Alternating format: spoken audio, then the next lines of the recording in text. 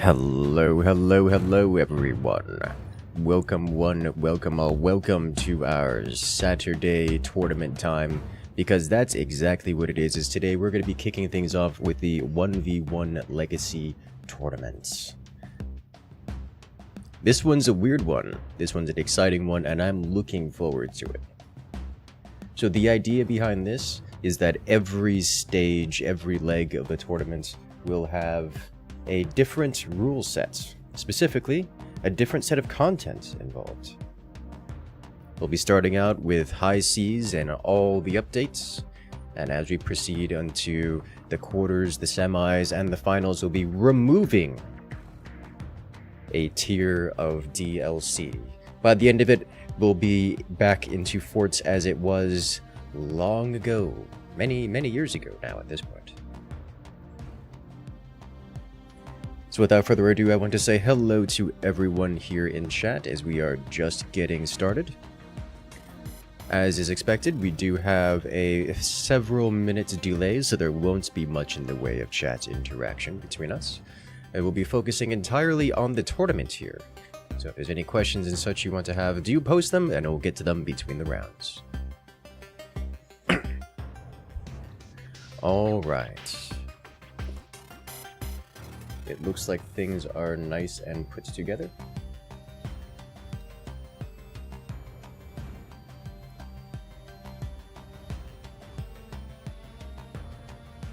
So we should be jumping into the action momentarily.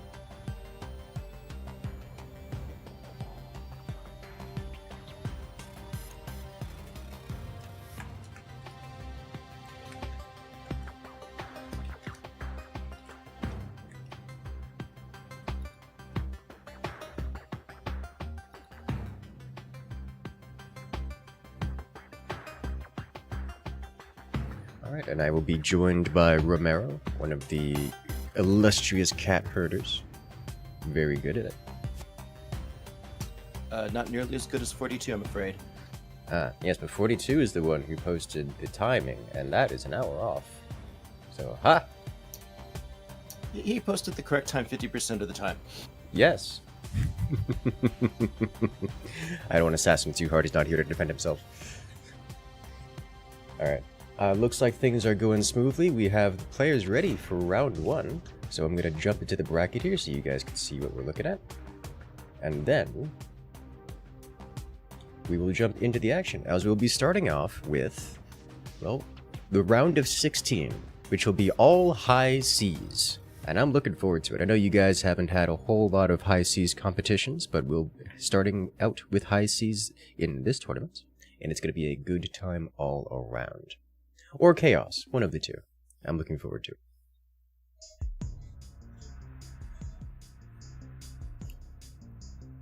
Alright. Then it looks like the players are ready, and as is everyone else, so we're ready to jump into it whenever we kick it off. For those who are new here, we do have these matches broadcast in other languages. We have, it looks like, just bomb standards online right now, so it's only English and German today, I think. We usually have French casters, who I don't see live right now. Where's 42 when you need him? The Sass's brethren.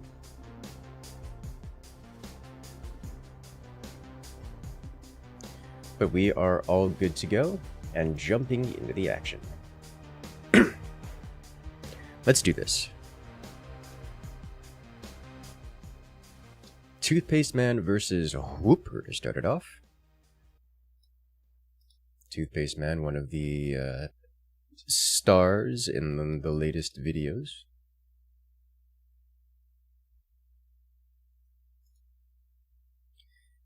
So we have a 1v1 competition starting out on the Boatman map.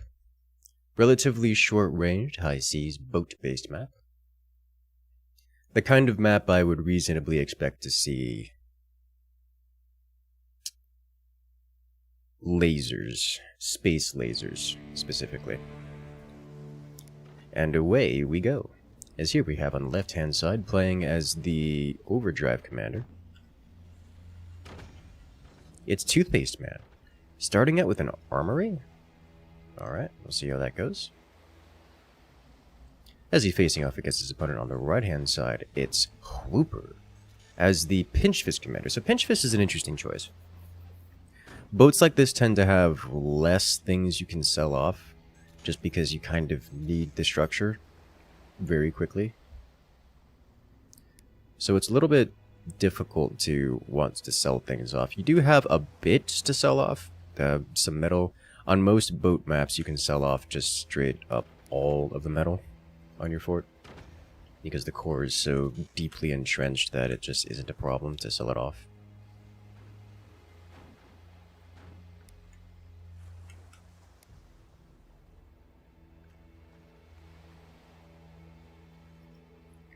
But I am curious what strategies they will be going for. We do see an upgrade center early out of Toothpaste Man. It's worth noting that Toothpaste Man has gone for both an armory and an upgrade center. And as Overdrive, you don't need both. So that is a purposeful choice. So Toothpaste Man is interested in building something that is specifically armory based. But he's not using that yet. He's going directly to the laser technology.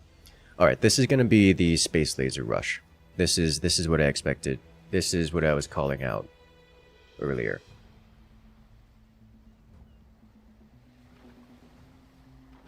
Whereas on the other side, Whooper is developing economy pretty quickly.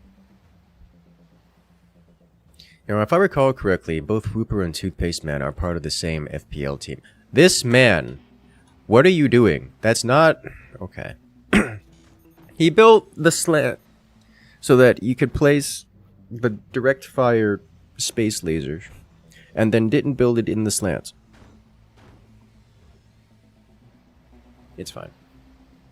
It's only emotional damage. As I was saying, if I recall correctly, Toothpaste Man and Whooper are part of the same FPL team. So these are teammates, now pitted against each other in a 1v1.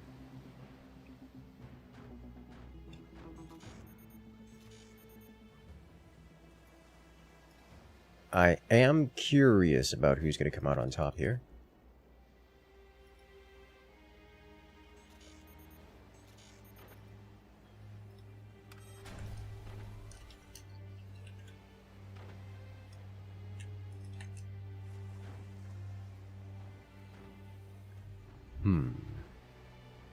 Whooper also going with the space laser, but setting it deep in back.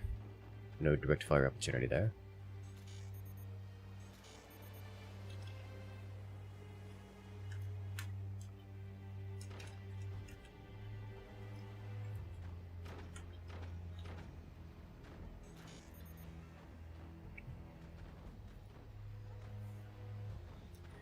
So one nice thing about the Space Laser Rush, not only does it deal a ridiculous amount of damage, but it also has a lot of extra leeway for defenses. I'm partial to doing Space Laser Rush with like a pair of shotguns and a sniper. This not only suppresses, that man is building... What is your plan here? You're building those... He's building ammunition for aircraft, which means he's looking to build a runway at some point, but he doesn't have the technology to place a runway. So he's going to have to build the technology to place a runway, and then he's going to have to build a runway, and then he's going to have... So that's going to be sitting there a long while. And this space laser is not far from completion here. I am surprised to see the space laser become upgraded, because the upgrade does not help. It doesn't deal more damage. It makes it easier to land the shot. And for a player of this caliber, I really don't think that's a big deal. This is what the shotguns are good at. Shutting down things like those machine gunners and anti-air in general. But Whooper's base is laden with explosives and ready to boom. As Toothpaste Man's first shot is completing right now.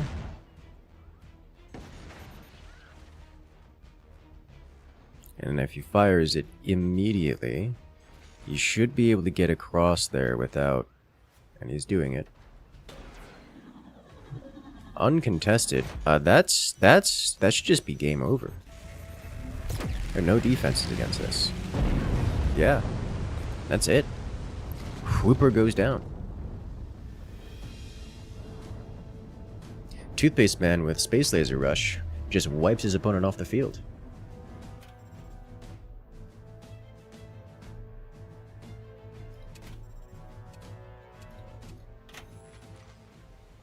You get to see that in beautiful slow motion here. Look at the damage.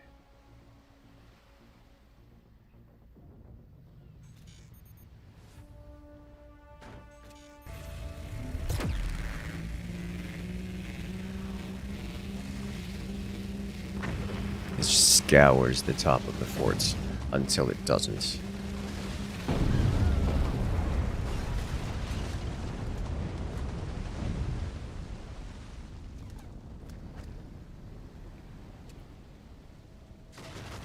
Welcome to Forts, round 1, where things kick off with quite the exciting opener.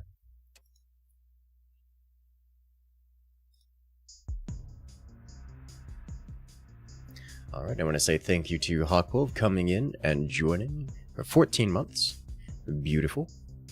Congratulations, you've regained access to all the beautiful emotes here in the channel, as well as the special access to all the Discord. Welcome back. As next up, I believe we have Eaton versus I am Aqua, I believe is the player. Let me check out the bracket here real quick.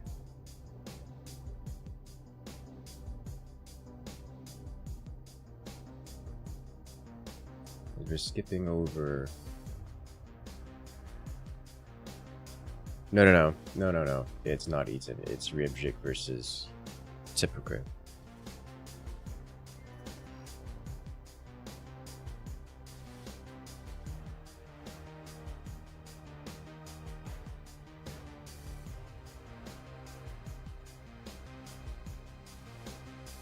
Okay, so that's going to be solid.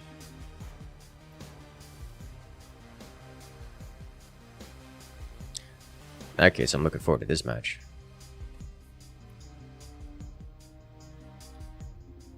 I was gonna say, I'm looking forward to it anyways, but...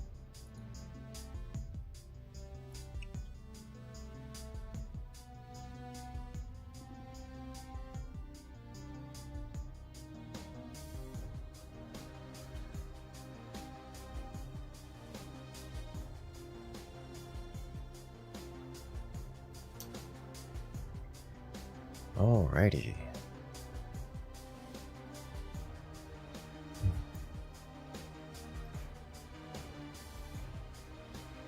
It's a good opportunity to get the polls online now, too. Congratulations to Toothpaste Man on winning that last one.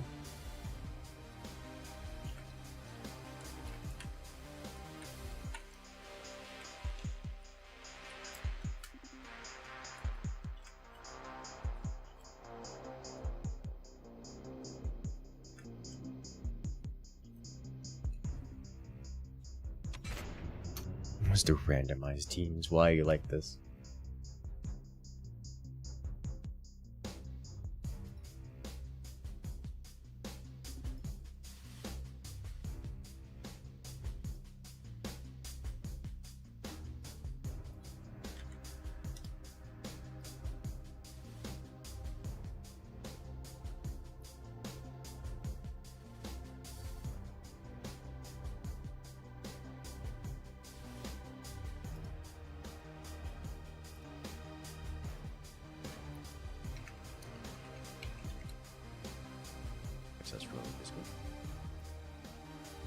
Alright, map is made. High seas on hang time. Didn't expect. I was expecting more boat, but you know, I could work with that. And so will the players.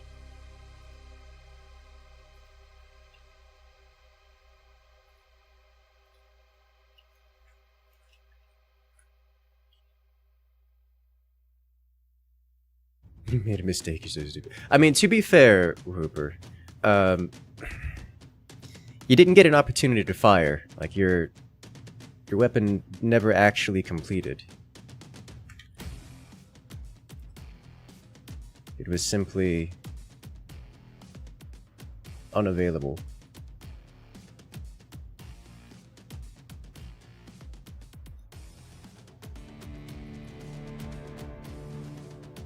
And we're off the next round.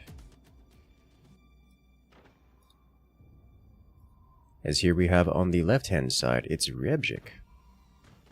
Playing as the Spook Commander, I'd love to see it. Facing off against his opponent on the right-hand side in the red forts, it's Tilla. Now, Tilla's playing as the Buster Commander, which has implications. Buster is quite good at aggression generally, both early game and late.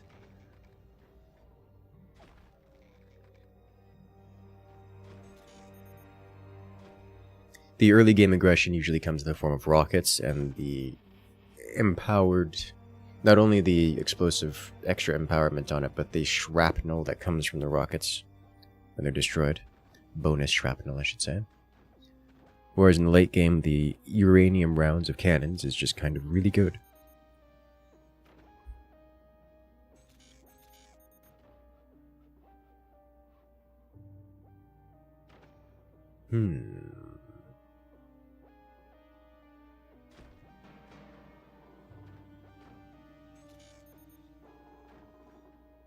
Rebjik getting some stability tech involved. You'll love to see it.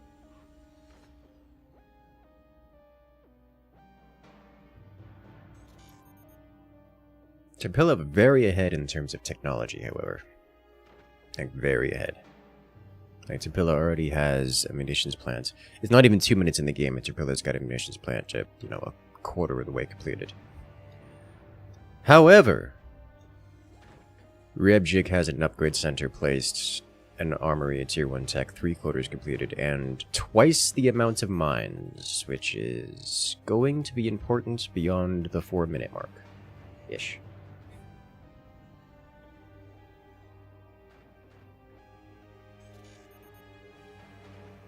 The last match was over before it reached YouTube. Is that true? It had been 3 minutes with an extra, like, 30... Not true, but only just barely. It was close. It was close. The last round was very fast, yes. One player who didn't defend, and another player who was just on the spot with their build order. Looks like Rebjik's after a pretty hefty lead in terms of player popularity. Rebjik also getting EMPs and flak, which... Oh! Really? Okay. It's a rocket rush from Rebjik. I would have expected a rocket rush from Tilla, but we're getting a cannon rush from Tilla, who is currently floating away all of his money. There you go. You got it placed. 20 millimeters. Not even standard cannons. Okay. Fascinating.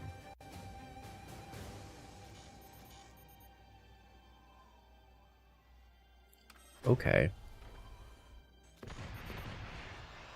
Here come the rockets. Ooh. Core is exposed. But Rebjik does not know this.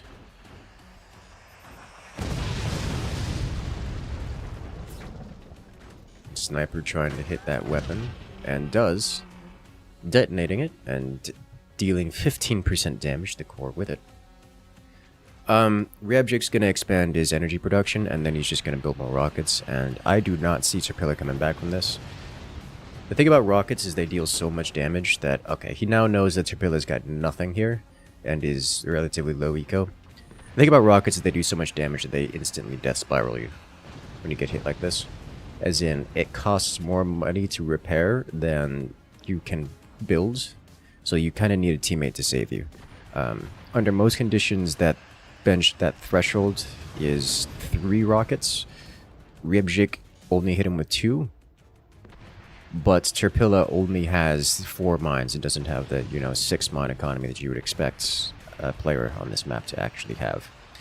And now that Rebjik's got up to 3 rockets, Tilla cannot repair, and now has to focus entirely on defense and preventing those rockets from, like, sacrificing his own base to prevent those rockets from hitting him.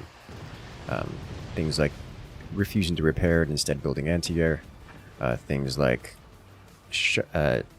building a sniper exposed, hoping that Rebjik doesn't see it, winning the sniper duel, and then suppressing. And at this point, Tilla is running out of base to sacrifice, and there's just nothing between the core and the incoming damage, and Tilla is completely out of money, and that's it.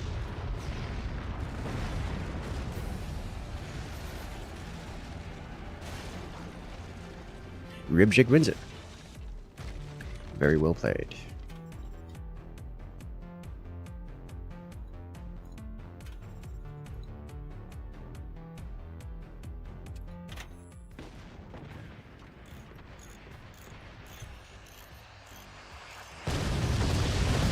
The rockets. This, for the record, is why you can't repair. Like, it just doesn't work. You don't have the money for it.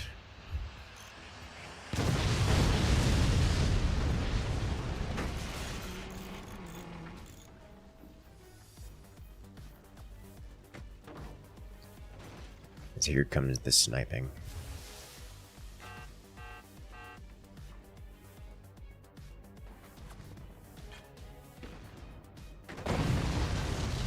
Death by shotgun. We love to see it.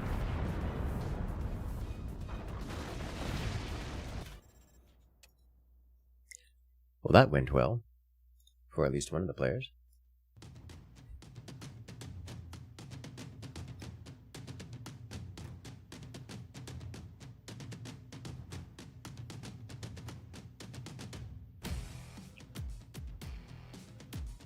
Alright then. Let's get the next round going.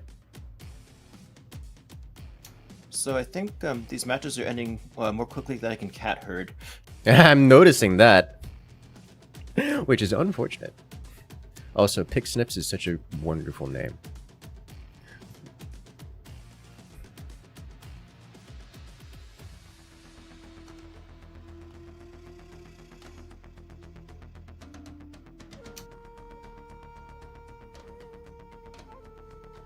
Let's see, who do we have next?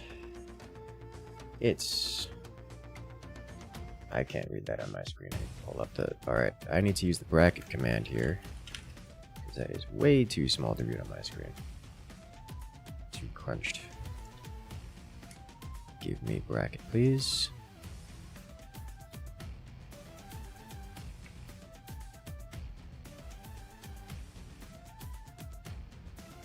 It's Renegade versus Bruce. Up next.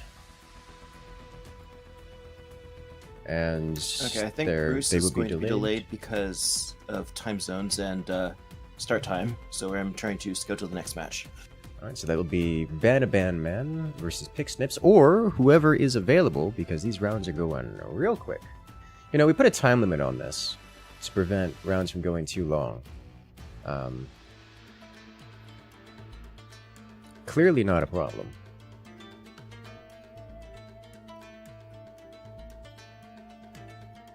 I expect it to rear its head more in the later rounds as we gradually remove some of the more destructive options available. Yeah.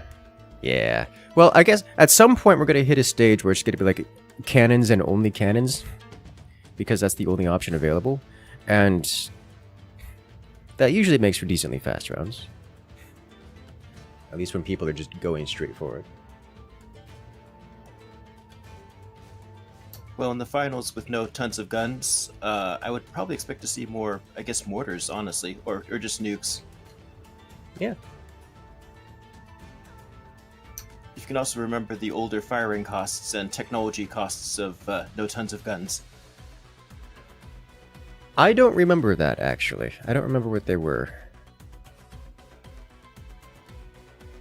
I'm trying to think, because I don't know what balance patches, how the balance patches would affected things, because like in the early days of forts, mines and like all the basic stuff gave additional income by comparison to what we had today.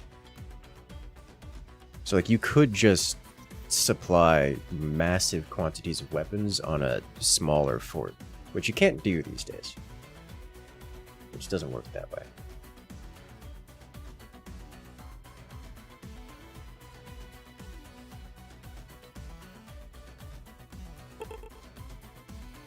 I am actually curious to see how that's going to work out.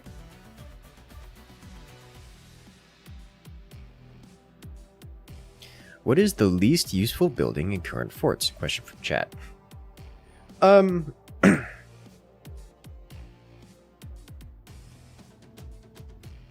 That's tough. Every building is useful. I can say the least used building is certainly the repair center. The repair bay? Repair bay? Repair station. That's what it's called. Repair station. I guess it shows you how much I use the thing. It has a very specific purpose, and it is unique in that purpose, and it is very good at doing that purpose. So it is useful. It is just not often used because that purpose is rarely needed.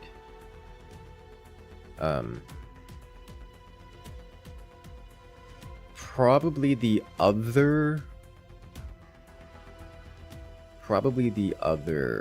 one that's least useful would be the energy shield generator, which is, it is very good. It's just you can't trust it to operate itself. You have to manually operate it, and it's under the just fine category. Locking it, because it's locked behind tech and it's expensive and kind of hard, so it's just kind of unwieldy, makes it rather uncommon, unpopular. But it's very good, especially against volley fire type things. So I think it's a toss-up between one of those two as least useful.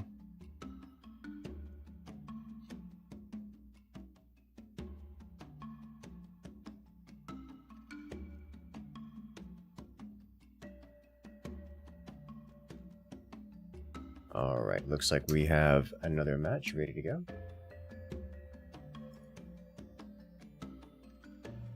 Let's see.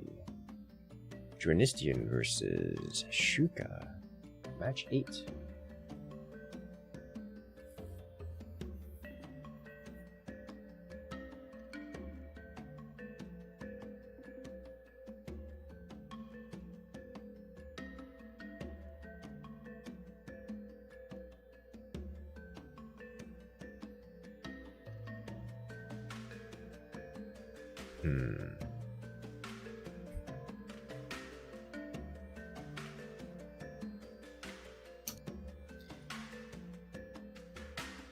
High seas map, please.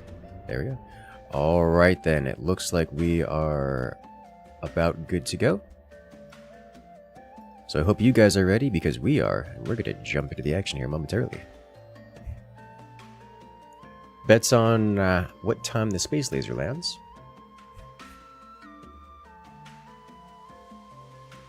It's a trick question. It always lands at the earliest possible inconvenience.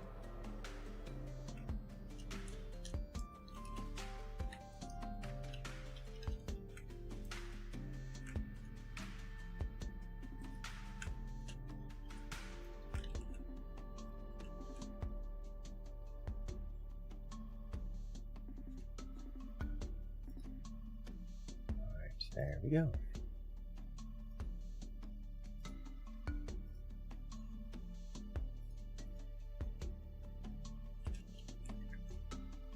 Shuka. A little hard on the tongue, but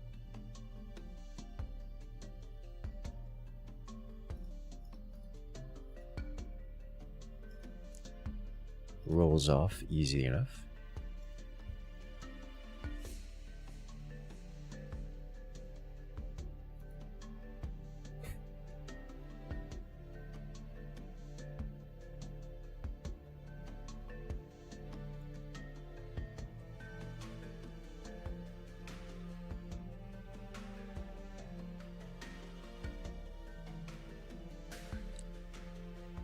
Next up will be Shuka versus Dristian on Castaways.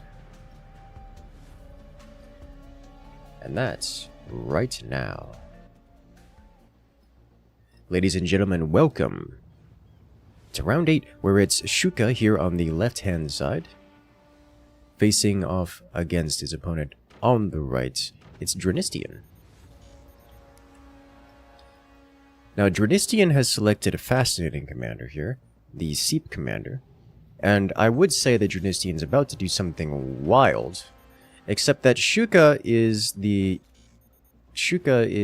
specifically the Spook commander, and therefore knows that Dristian is Seep, and can work around this information.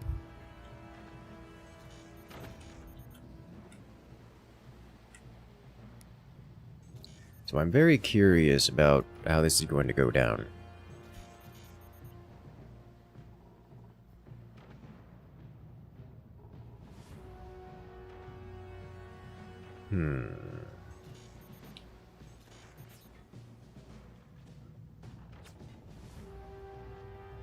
Going up a high seas, the harpoon is probably less useful. You know, I should say this. I completely forgot about the harpoon. That's how useful it is. So, that's... I think I gotta give it to that one. It's a neat idea. I see it used every now and again, especially on something like battleships, where you can just launch like 12 nukes at someone, but... yikes, though.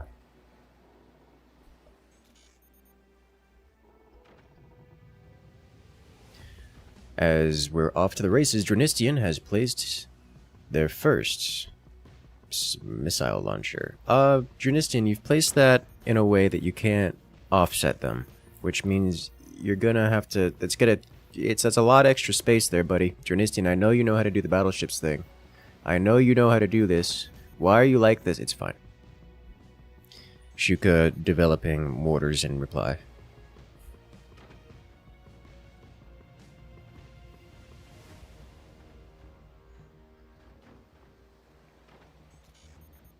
Okay.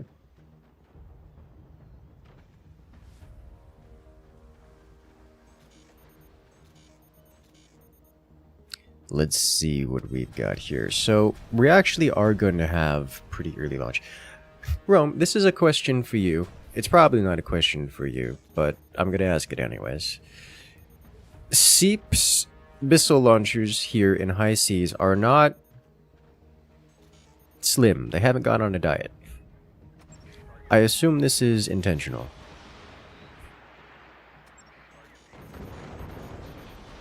So, missiles in high seas are tricky because you have nearly infinite space for them. Mm-hmm. And that's what I was wondering, is I was like, I haven't seen these used in a while. Wow, a beautiful shot!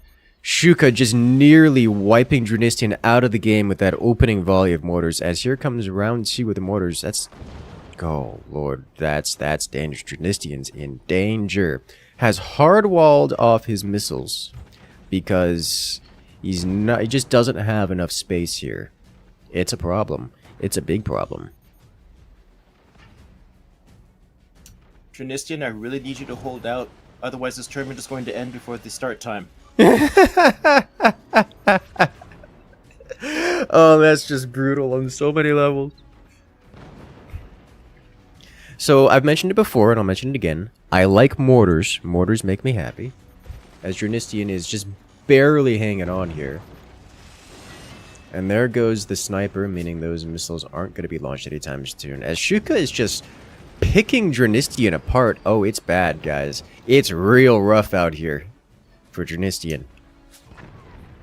I am so grateful that Shuka built a factory and some flak instead of just 9 mortars. Yeah, like if Shuka had actually just gone in on a mortar plays, this would 100% have been over by now. Absolutely. Like, Shuka has spent 6 mortars worth of... well, 6 mortars worth of metal on technology instead of just executing Dristian where he stands. Now, I will say this. Going with the laser play, like statistically, has been the more consistent way to victory. Because the mortars, while they're very effective, they can be defended against, whereas lasers just really can't. Shuka is a few seconds away from placing a laser beam. Oh, and he's selling the mortars. No, that's a mistake. That's gotta be a mistake. You keep the mortars going, and then you just place your laser immediately, and you just slice Dristian off while pounding him with mortars and keeping him honest with those things. Like, why are we... Okay, well, you know what? His decisions, it's happening. I'd have preferred the mass mortar play to begin with, because now Dristian has enough space to launch the nuke, which didn't work this time. I am still a little surprised that we didn't get a space laser. Theoretically, Shuka could still go with a space laser, though I think that would be extremely unlikely at this point. Here comes another launch. Oh man. The pre-fire flak. It's so good. So very effective. We've gone up to double plasma out of Shuka, which I think is a very appropriate choice.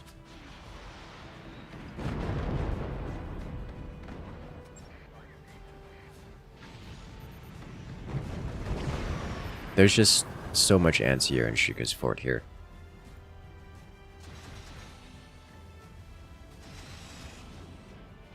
I was like, what just happened? I didn't see any projectiles. This buzzsaw tried to fire, but it's close enough to the water that it just didn't function at all, even a little bit.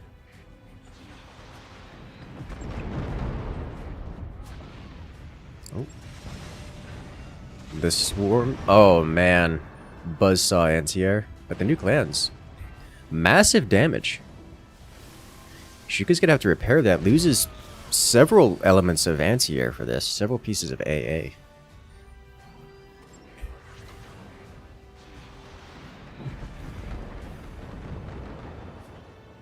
That was both flak firing. Yes. And it still made it clean across.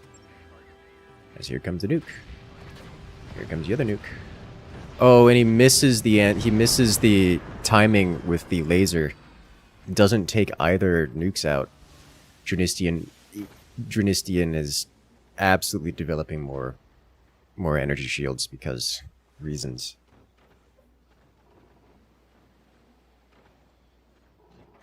Okay.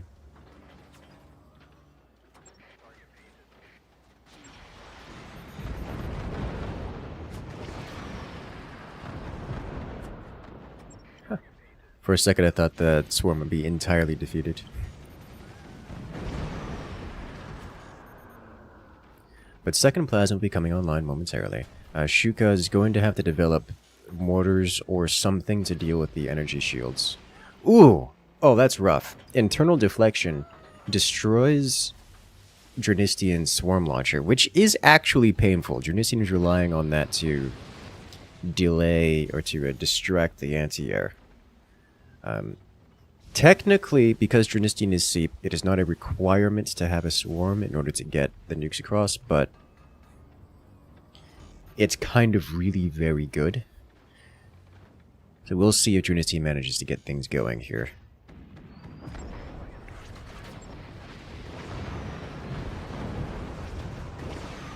One nuke detonated on launch via laser. Laser PD. Nukes are not quite making it anymore. I thought they were really making it in the first place. But an EMP is on the board for Shuka. You know what I would love to have seen right here? Just surprise, sudden space laser. Shuka absolutely has the ability to suddenly space laser this. As Dristian loses multiple energy production smokestacks, that's going to be an issue. That's going to be a big issue. Dristian's relying heavily on energy shields just to stay alive. So that energy production is not optional. As here comes the EMP. It lands. Oh, it can go straight to the core. And that's it. A beautiful shot, and Shuka just wins it in what was not quite a clean fight, but incredibly Shuka favored from the start. Very, very well played. Not without a couple of drunk nuke moments, however. Yes. Alright, well there we have it. Dristian is knocked out.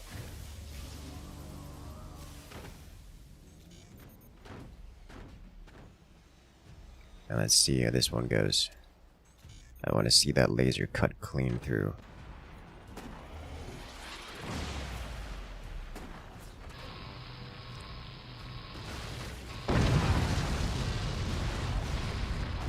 Such perfect aim, such a beautiful shot as Dristian is sent to the depths.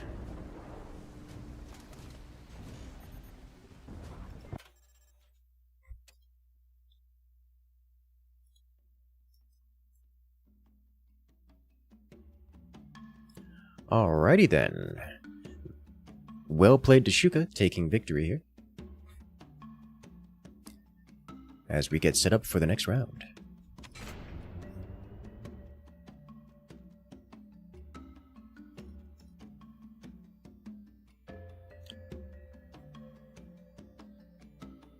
Alright, so we going on to the quarterfinals here? No. Banaban Man versus Pixnips? Perhaps Pixnips replacement? Nope, that's Pixnips. Okay.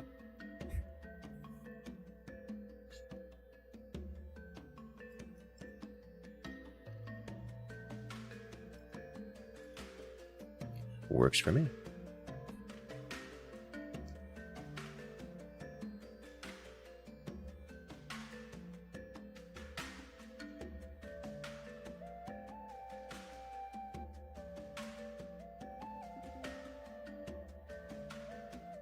Allow self-target. Well, I think we're going to see a space laser here, guys.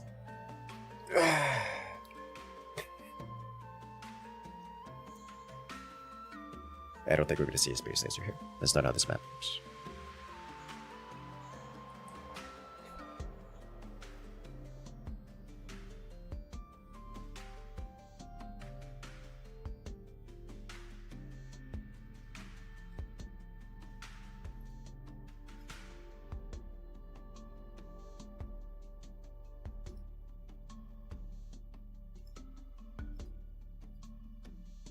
I will say this for those on Twitch. Y'all just got scammed! Some very lucky winners there. The Shuka believers getting paid.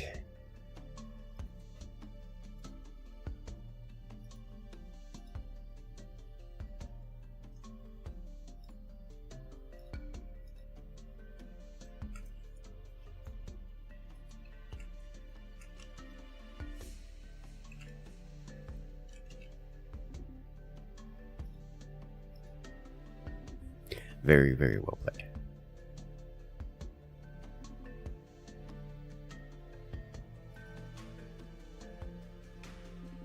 Alright, it looks like we are ready for the next round here.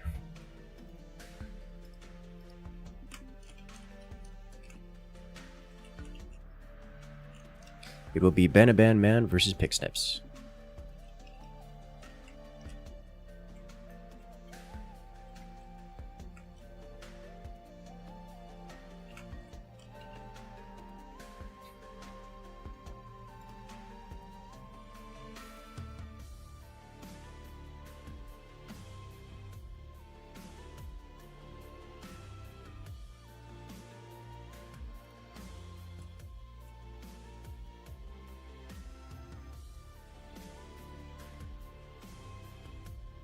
As we have Mulberry Khan coming in and rejoining the incursion for 14 months.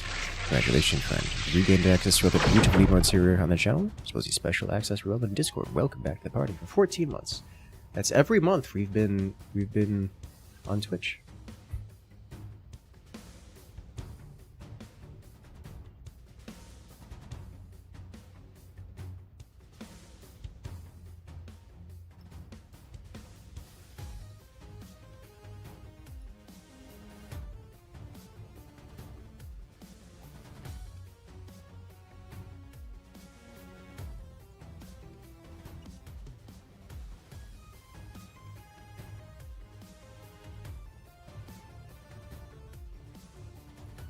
And here we go.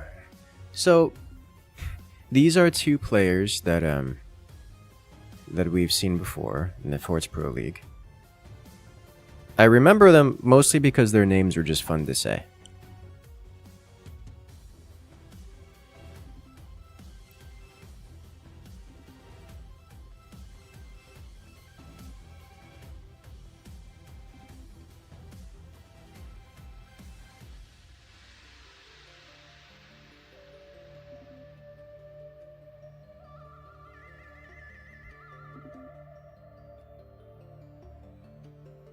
Just put it on both sides.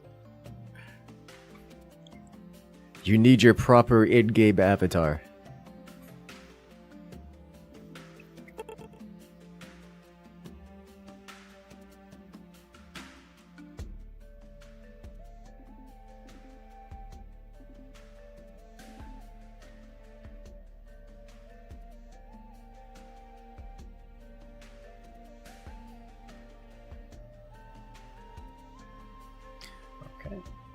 I see what we got here.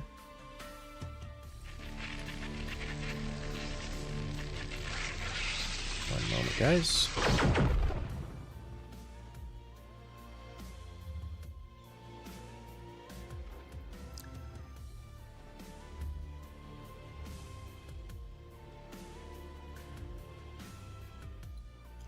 All right, we are off to the races.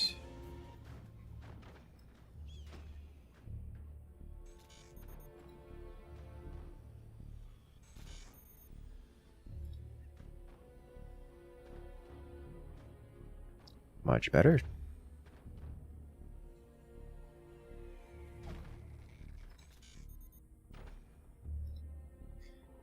So there's something to notice here. Pixnips is not Urux, as here we have on the left-hand side, it's Betaban Man, playing as the Hurricane Commander.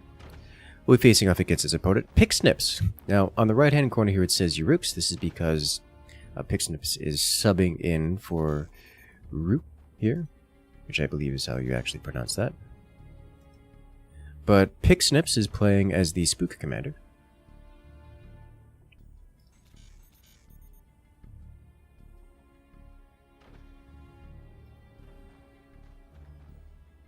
Okay. One moment.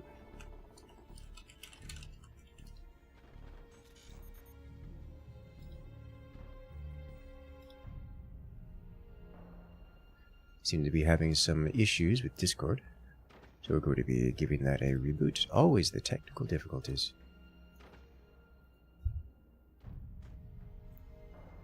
There it is.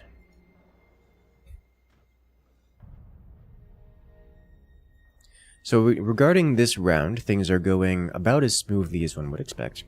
We do have high seas enabled, but this is not a high seas map. So the players are playing it pretty vanilla, pretty standard, nothing unusual here. We're getting upgrade centers for both players also going with the workshop tech, and they're focusing on things that we would expect. Both of these players are experienced FPL gamers, so we do, well, they aren't new to the game. They know the metas, they know how to play the metas, and they know how to progress as they want to. And that's exactly what they're doing, getting some upgrades, getting some full eco. We even have the single strut minimum possible bracing all the way down, which is begging to get buzzsawed.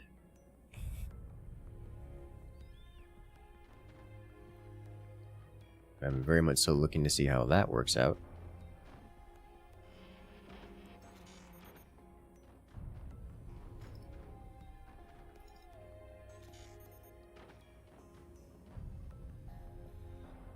One moment.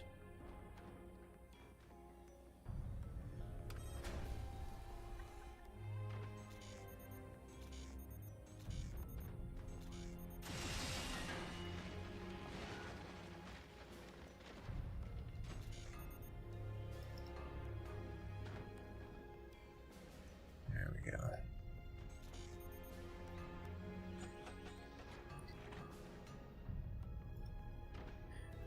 Well, there's the buzzsaw getting involved.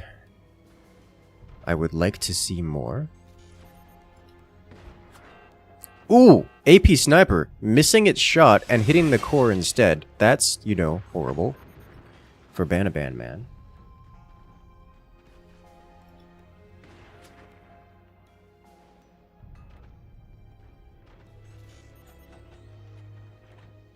I return. Had a connectivity issue, lost RTC connection.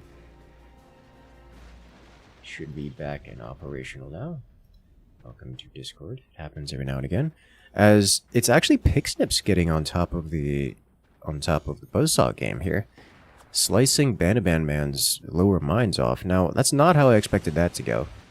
Banaban Man wasn't so vulnerable to it, and is also wasn't the aggressor with the buzzsaws. Whereas Pixnips just has this, which is just so very difficult to reconstruct under stress and threat.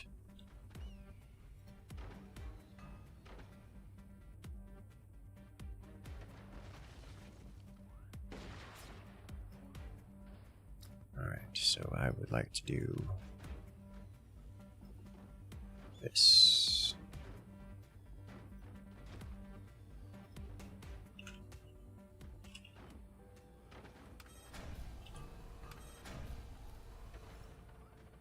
And shrink you. And put you down here where you belong. There we go. And then I would like to do this and draw a little box right down here. You know what? There we go.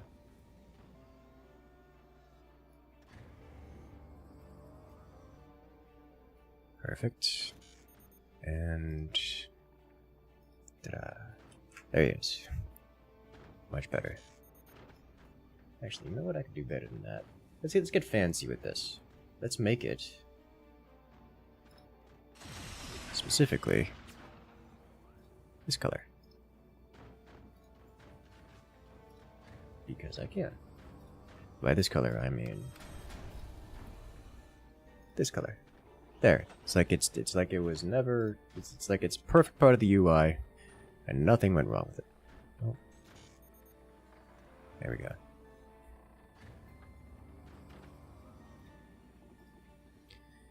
So, as far as this map is going, the players have taken a rather slow and gradual progress to heavy weapons, but both players have been going for laser tech, and Banaban Man is tied with Pixnips for first to produce, but Banaban Man looks like he's ready to fire, whereas Pixnips is not.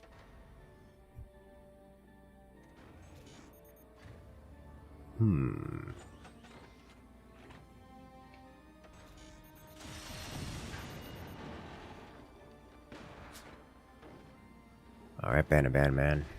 Oh. Pixnips is getting ready to fire. He's opening up. Is he going to fire first before Banaban Man, despite Banaban being ready to fire for quite some time? It is worth noting that that Pixnips is well aware that Banaban has gone for lasers and has basically full defended against laser beams using energy shields. So I would like to see how this goes, because I suspect it's going to go poorly for Banaban. Like, it's gonna go poorly enough that I think Pixnips can just ignore Banaban and develop additional weapons and then alpha strike him out of the game. Is I think how that can go.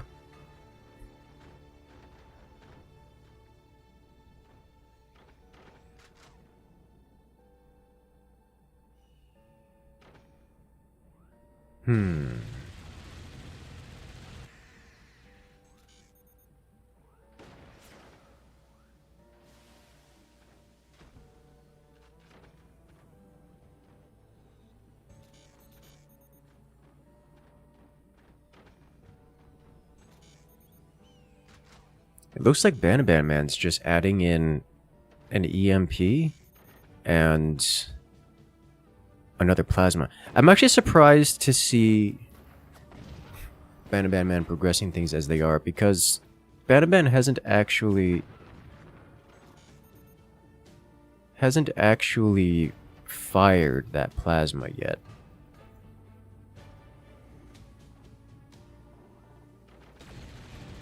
So he's just working off of the assumption that everything is covered by energy shields, just by virtue of having heard I don't know how many energy shields going down. It's a lot of energy shields. But that should open up Pixnips' eco. And that's it. That's a lot of damage.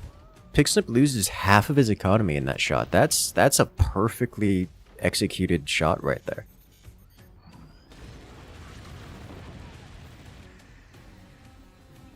Yeah, what is it? Pixnips had 1, 2, 3, 4, 5, 6, 7 energy shields up. Like, if you hear your opponent putting up 7 energy shields, I mean, at that point, why even bother firing your plasma?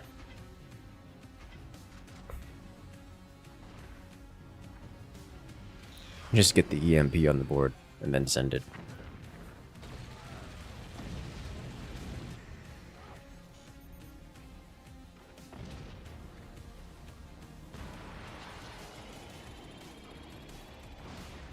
And plasma time. Do it. Do it. No plasma, okay. But now the machine gunners and anti-air generally is coming online for Pixnips, which means that EMP is going to be living in a world of hurt.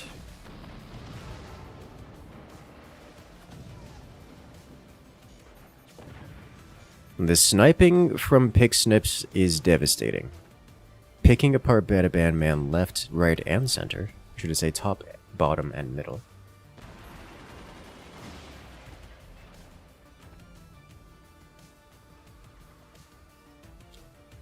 I like to see what Pixnips is doing here. Pixnips is just adding in mortars. And just kind of picking apart Banaban Man here. Like, Banaban doesn't have their connection particularly well defended, so it's just getting pulled apart.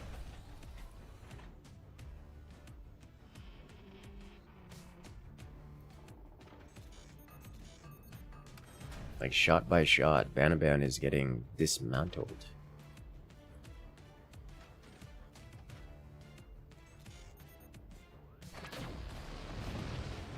Ugh.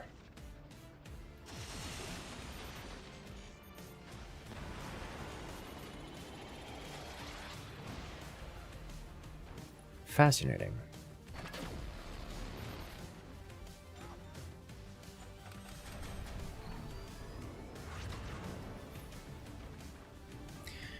I'm expecting Banaban here to get blasted back to the Dark Age by this mortar trench. There are 4 heavy mortars here, and it's about to be a lot of damage, assuming Pixnips can land these shots. Now, it's worth noting that Pixnips, after receiving the blunt force trauma of having lost 3 mines, is still struggling to recover. But anti-air, the mortars have been revealed, anti-air is coming online, and Banaban is halved once again. Now, if these mortars can continue, which I suspect they will, then Banaban's going to be in a world of hurt. A little high on those shots from Pixnips.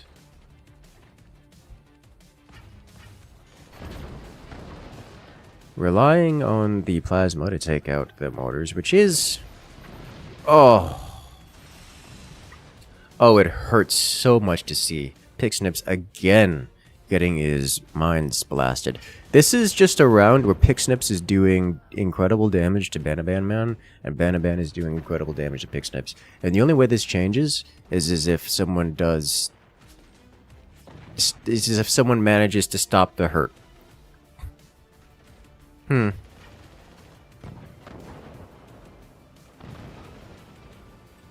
That's just a nasty repair bill. That's a very nasty repair bill.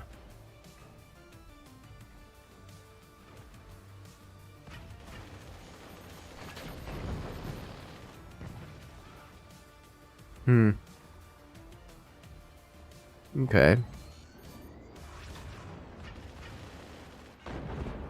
Yeah, the machine guns, the Hurricane machine guns are very good.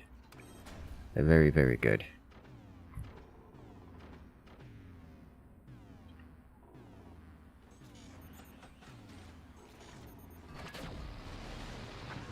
Oh, the reflection. As Man is getting their missiles online, which will be a concern for Pixnips here.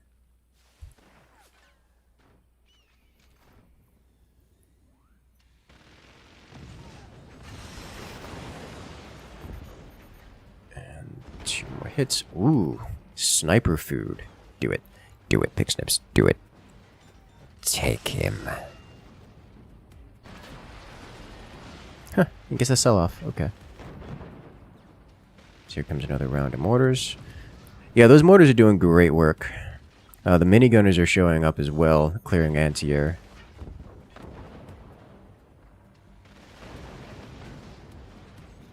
I had a round earlier where I was trying to annoy my opponent and built like 2 minigunners, and then they were so effective that I built about 15 more of them. Which was just fun. Is it 15? It was about 15. I liked that round. Wasn't recording, so that's unfortunate, but it was a fun round. For a recording, you probably would have wanted a Magna Beam. Actually, that probably would have been even more fun.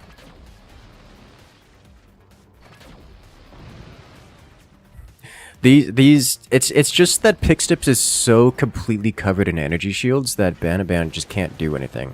As the swarms are coming out now, and those swarms will actually defeat the energy shields. Energy shield goes, and the mortars are breached.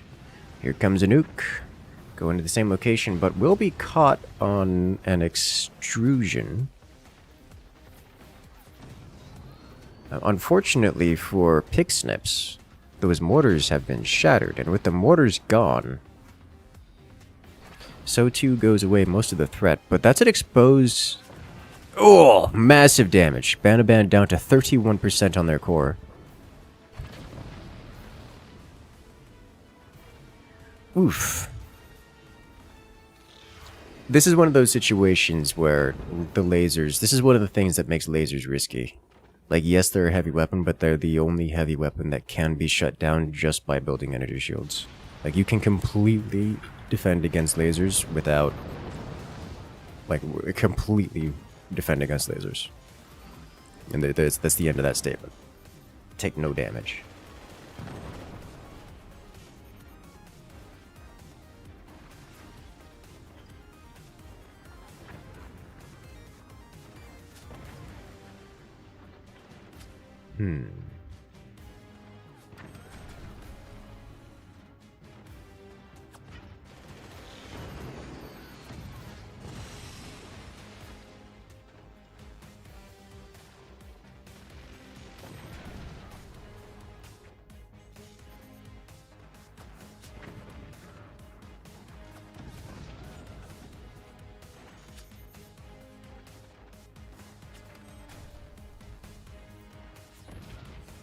I think that's just the loss of mines and the replacement of mines with missiles and everything else has just slowed this game down so much. There just isn't enough... There just isn't enough stuff on the board remaining to deal damage. Like, Pixnips has a single plasma. On the other side, Banaban Man has a single plasma and a nuke. And we're, 18 minutes into the match. There's only 2 minutes left in this round. I'm glad to see Bana firing those missiles before trying to snipe this time. Yes.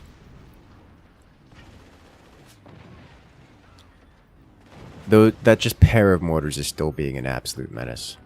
They finally get executed by the sniper.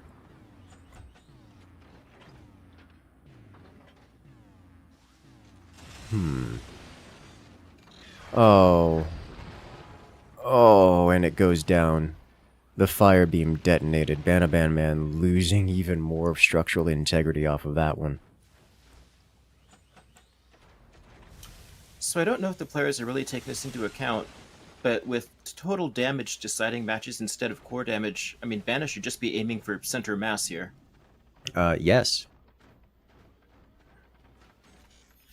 I am actually curious how that's going to play out, because Pixnips did have mortars, which deal a lot of damage, but Banaban Man has been landing nukes, which deals even more damage.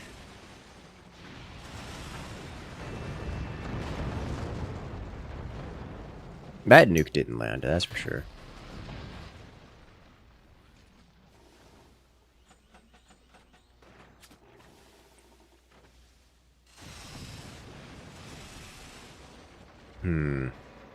I'll be honest, I can't tell who's in the lead here.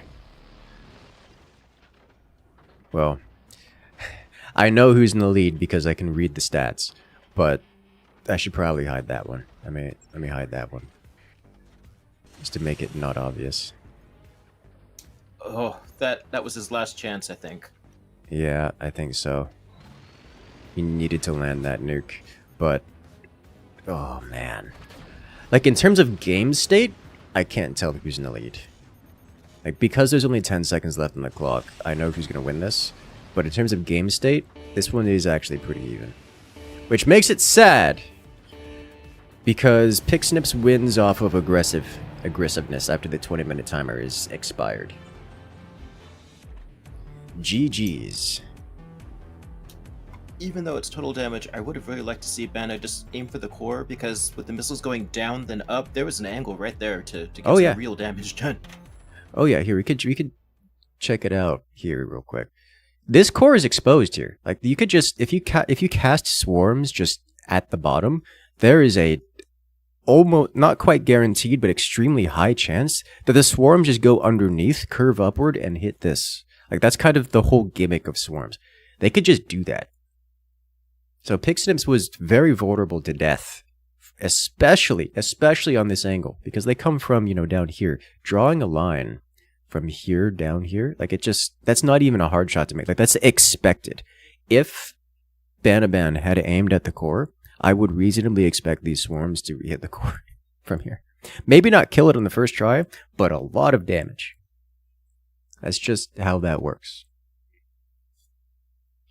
Welcome to Forts.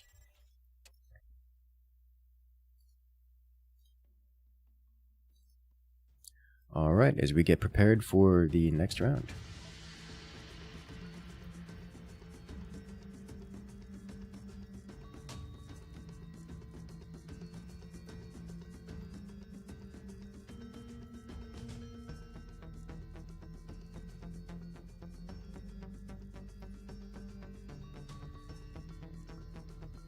Alright, so who do we have next?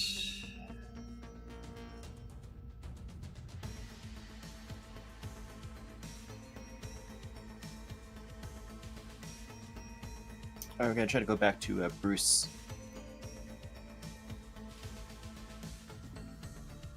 I like that plan.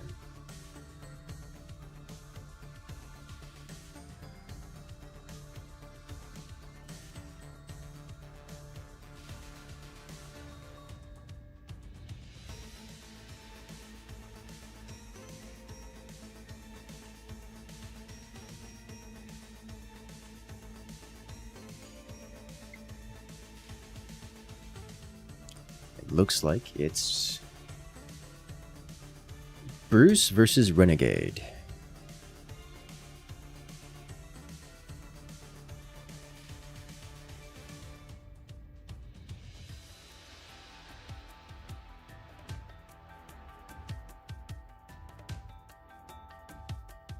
Excellent.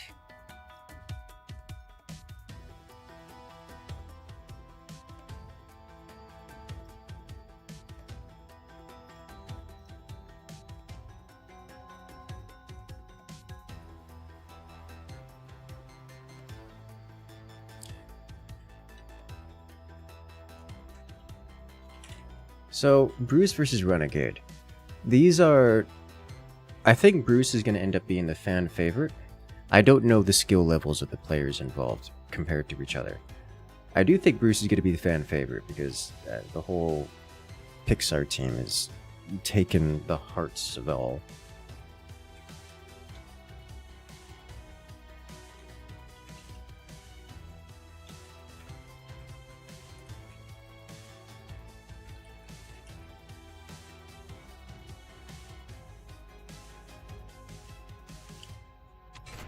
As we are ready to go.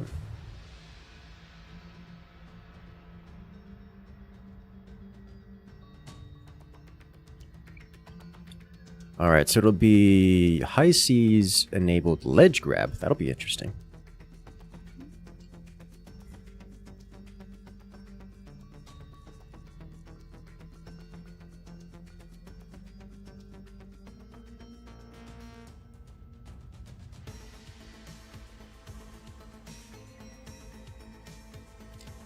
Ledge grab with the extra cores means extra energy production at the beginning, so shenaniganery can occur. Quite easily, in fact. The rather vertical nature of the map allows for relatively effective early game aggression.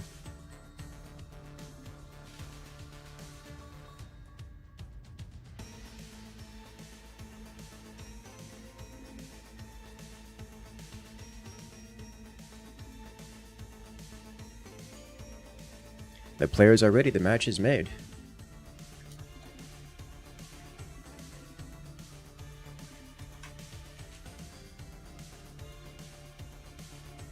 So let's jump into the action, shall we?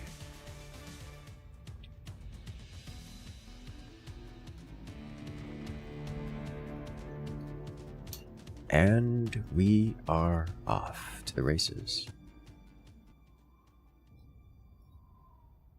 As here we have on the left-hand side, it is Renegade playing as a Spook Commander. Facing off against their opponent on the right-hand side in the red fort, it is Bruce playing as the Hurricane Commander. I like both of these commander choices here. I want to see Renegade sell off that metal, that slanted metal, and then Bruce just go mass minigunner because you can. Only because I was thinking about it earlier, because mass minigunner was actually a lot of fun. And it was on one of the God, which was it? It was on one of Peele's maps, one of the more vertical maps. And I was like, you start off with a lot of vertical space here. I could just build so many minigunners. I don't know why I have minigunners on my brain. I don't know why I'm thinking about it right now. I wish I was recording that match. Were you at least Eagle Eye? No, I was... It was a 2v2, and someone had... my teammate refused to talk or collaborate and just picked some random commander, and it wasn't Eagle Eye. I don't remember what it was, so I'm just like, screw this, I'm building minigunners.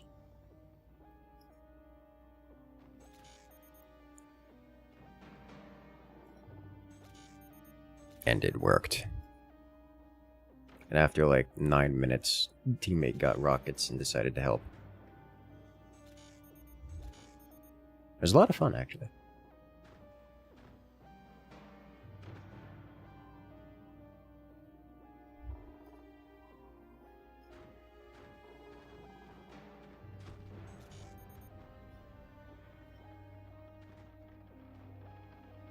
Alright, well, as far as this round is going, we do have both players rushing relatively quickly to heavy weapons tech, actually. Both players going cannon tech. We have specifically Bruce going with a sidestep toward the upgrade center, keeping his flak machine, flak production facility along the way, so that's worth noting.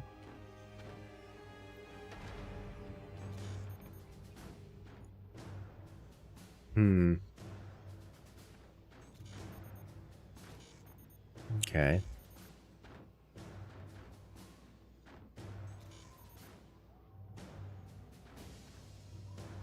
Bruce will be the first to complete his heavy weapons tech, but is not storing any kind of bank of minerals, and is actively spending his resources on things which are likely to keep his bank low. So while his tech is completing right now, he's nowhere near placing a weapon.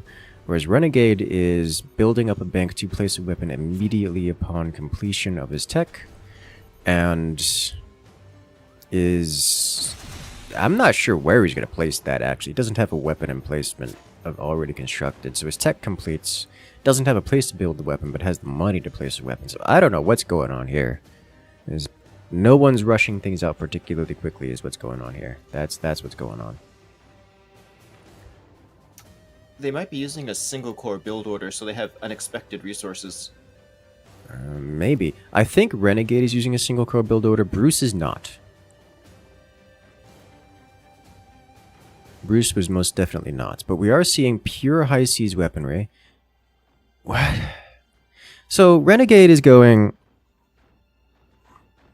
Air Force, which I'm a big fan of. But didn't build the runway before building the weapon, before building the heavy weapons tech, which means you don't get double production. So that slows your ammo production for the aircraft a lot. Bruce, on the other hand, is building deck guns, which I'm a big fan of. Those take so long to come out, but once they're out, they deal ridiculous damage. So Bruce is just working on that process. So something unusual you sometimes see on this map, I say sometimes as though it happens at all, but because of the distances involved, planes and fire beams just work. Now that's a funny idea. That's a real funny idea. I mean, deck guns work too, but... Yeah. Okay.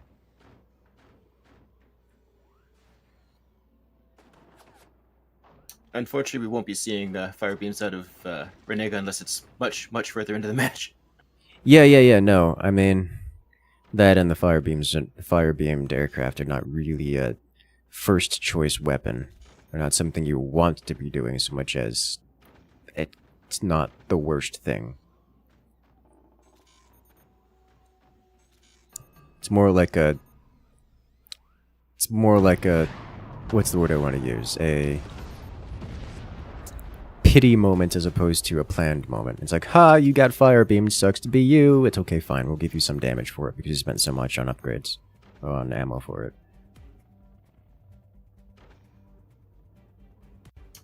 Getting all of a plane's bombs to hit in the same spot is tough. Getting all three with fire beams into the same spot is a little different. That's true. And it's like a cannon that just keeps penetrating. Yes, it is. Alright, well, first aircraft are launched. He's aiming for the weapons platform, but joke's on you, there's no weapons there. And now splashing generally across the fort. So I'm not a big fan of warthogs as the weapon of choice, especially not the primary weapon of choice. Like they're pretty alright as a map suppression tool. They're not really, I don't really want to call them heavy weapons. They just do a smattering of damage across the board. In the earlier iteration of them, when you could spam them out much more frequently than you can now, you know, post-nerf, they were a bit better because you could just flood the skies with them. And mortars, while not the most destructive things, were more than enough to break something if you slapped things with enough mortars. And the aircrafts, the warthogs, counted as enough mortars. That's not the case anymore. So you really have to focus your fire with those things in order to get something done. And even then, it's a very slow process. Like, there's the time between shots is so very high. It gives your opponent a lot of time to build up defenses against it. Like, it will just take a couple minutes between recharging those aircraft rounds. Like, you really need to upgrade that runway to get double production, or Bruce is gonna run away with the game here. Like, these deck guns, they're only level 2. They can be upgraded again. It's gonna get really bad for Renegade here. It's gonna get really bad for Renegade here. Yep, damage. Shotgun comes through, snipes a battery. Renegade loses, what is that, 64% across his cores? And these are only level 2 deck guns. It's a matter of time before Bruce upgrades them to level 3.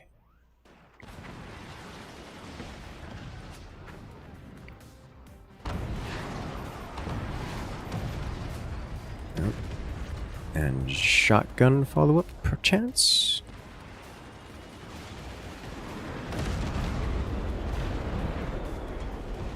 Oh, it was a little shy. That's a better angle. Yeah, there's just not enough Warthogs. There's just not enough aircraft. And this is going to be lethal. Bruce just goes straight to the core and ends it here. And it's down. Renegade is destroyed off the back of some deck gun cannons. You love to see it.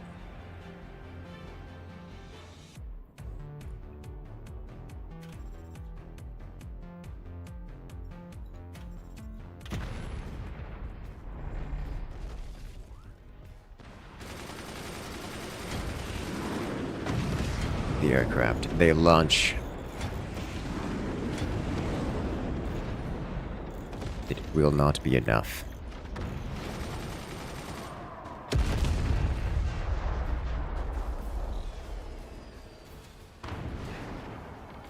Oof. Didn't even need level 3.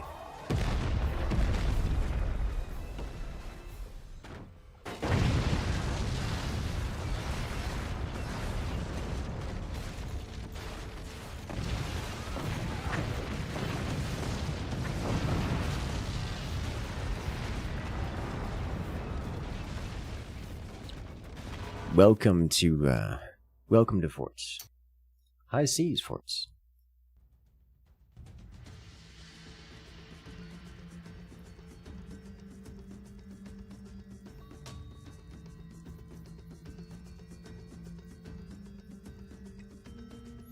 In that situation, I think the runway was a decent choice. Needed to get the upgrade on the runway earlier and really wanted to go laser tech rather than cannon tech to get the deep penetration bombs as opposed to spread fire splash damage. Just really crack that player just on the first volley. As there we have Sean22 coming in with the Prime Gaming. Congratulations, enjoy those emotes. You deserve it. For remembering your Prime.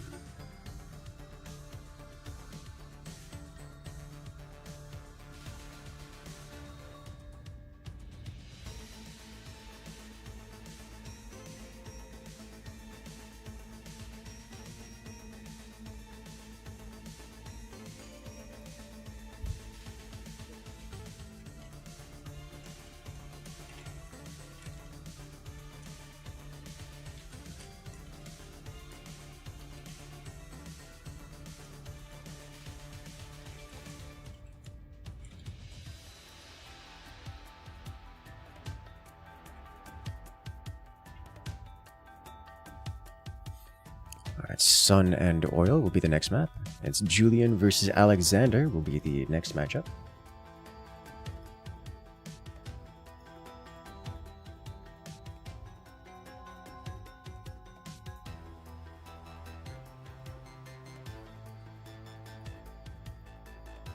Give us a moment to get things set up, and then we'll jump into the action.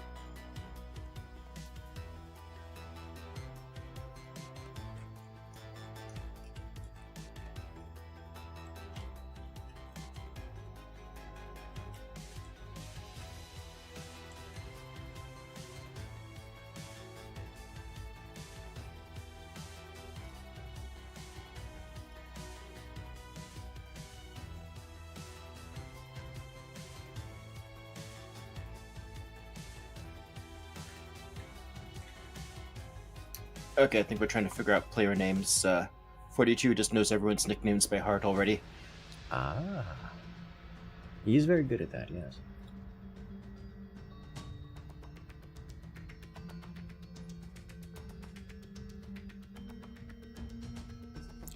Alright, well, I am ready to go and all set up. Whenever the players are fully ready, we can jump straight into it. And you know, everyone else.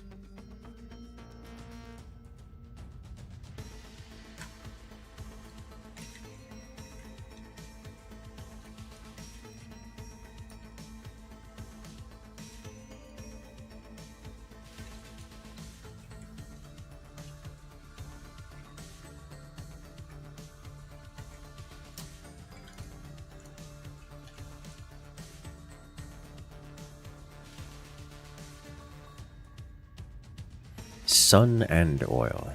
Not the most premium Space Laser map, but Space Laser nonetheless.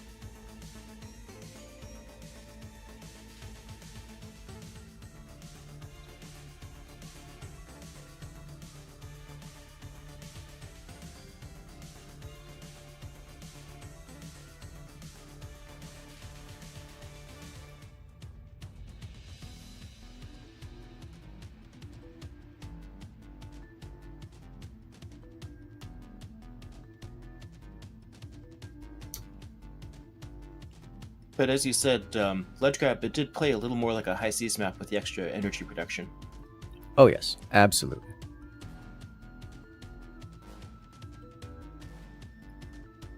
You remember your prime? You had a 5-foot vertical leap and could run marathons.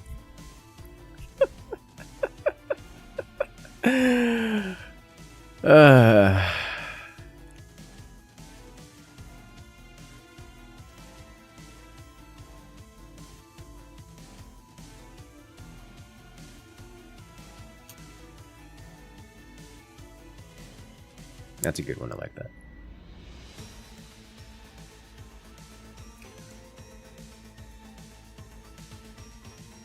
Alright then, it looks like everyone is ready. So I hope you guys are, because we're counting it down.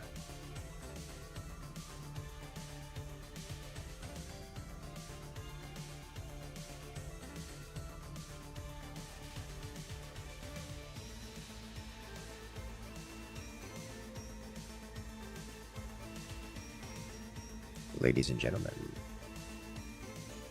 we're off to the races.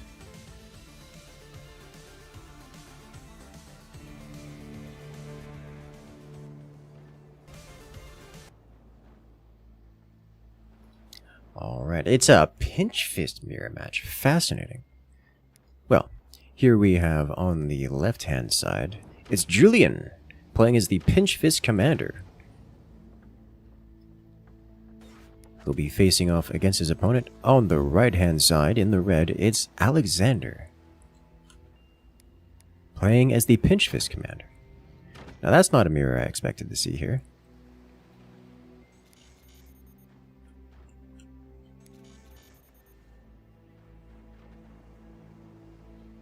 It's not a mirror I expected at all.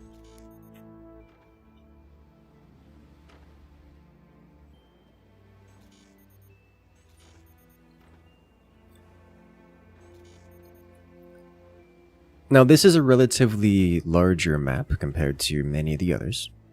So something like Space Laser Rush will suffer the consequences of having to... of not requiring as much anti-air to defend against it.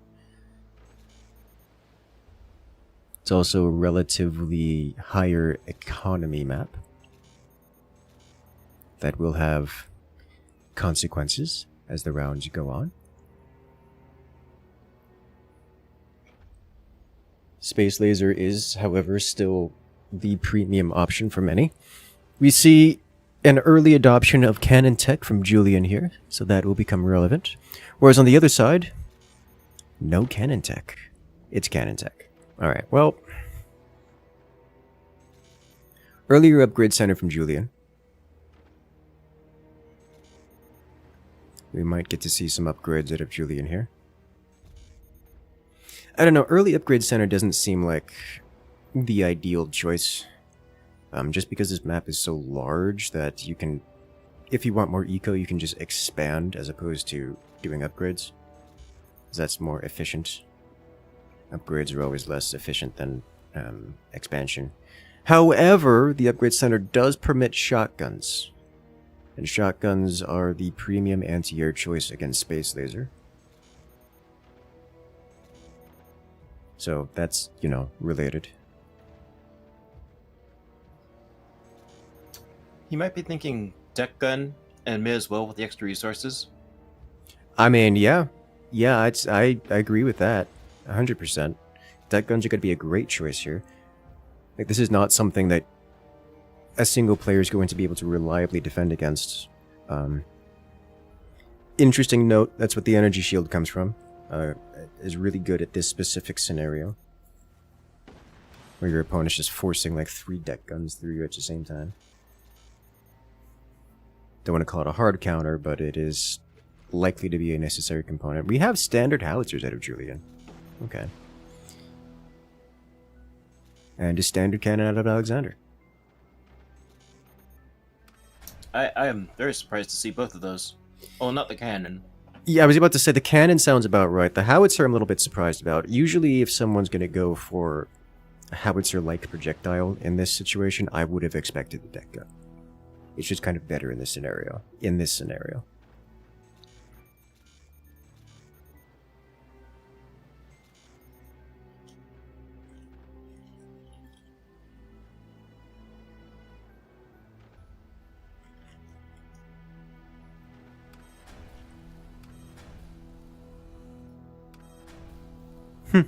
Okay.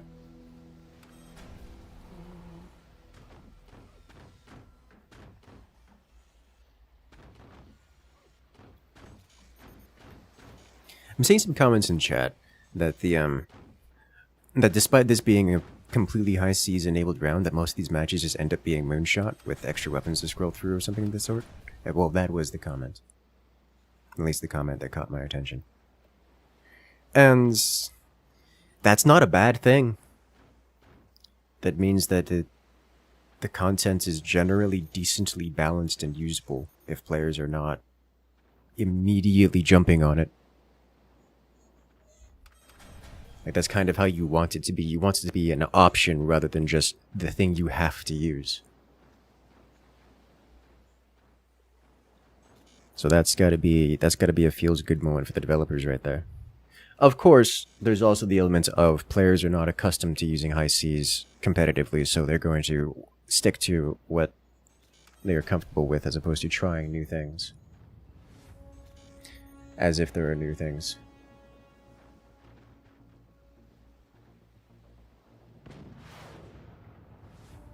Ooh.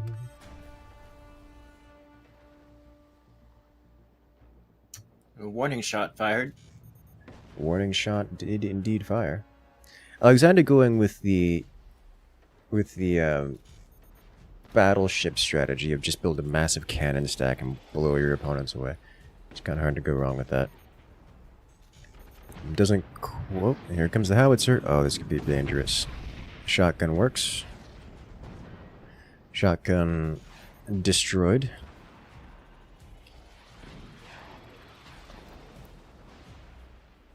EMP manages to shut down 3 cannons at the same time, which is just annoying, I must say. So the thing about cannons is that cannons always deal damage regardless of anything else. So you can expect to see some progress here for these players. On a map of this scale, of this economy, that progress will be slow, because they can simply repair things. But it is only a matter of time before the cannons inevitably wear through. If a door snipe happens, which is always a threat, then that damage is suddenly escalated. And because players are going with cannons, which is this very consistent pressure forever, once a player falls behind, that momentum will never stop. Will never stop growing. At least without an unforced error from the player with advantage in this situation. This is the kind of situation where players would reasonably be building some return descenders. We're seeing Alexander sell off one of his mines, propellers, in exchange for additional defenses. As both players seem quite content to go with the super late game, super heavy damage you know, battleship style battleship. This is the kind of round that can set in to go either long or very quickly, depending on how much damage is dealt. It really just comes down to an attritional warfare of who runs out of economy first.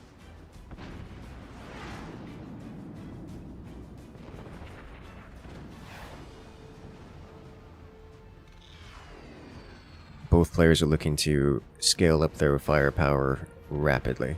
And every time a weapon gets taken out like that, that's a hefty cost. Every piece of metal destroyed, every weapon taken out, is one fewer thing to slap into your opponent, and one thing that has to be replaced at a hefty cost.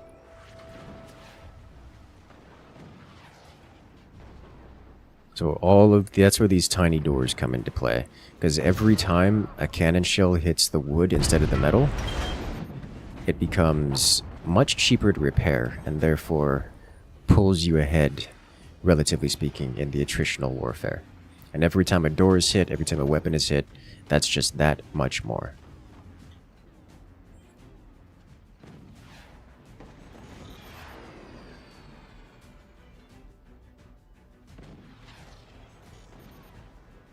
And that's a lot of damage. 900 metal worth of cannon destroyed. I think that puts Alexander in the lead for, Oh! 2 howitzer shells, 1 shotgun. You hate to see it. Unless you're Alexander, at which point you love to see it. So far, I think I'd credit Alexander with being ahead in this round. Despite him having technically less firepower. He's just managed to get more damage done with the cannons than the howitzers have managed to deal from Julian. Cloud has said cannons and howitzers are meta in high seas, you can get it out earlier. I don't think that's the reason. You can get them out at the same time, realistically, as you can get plasmas. I mean, the difference is negligible.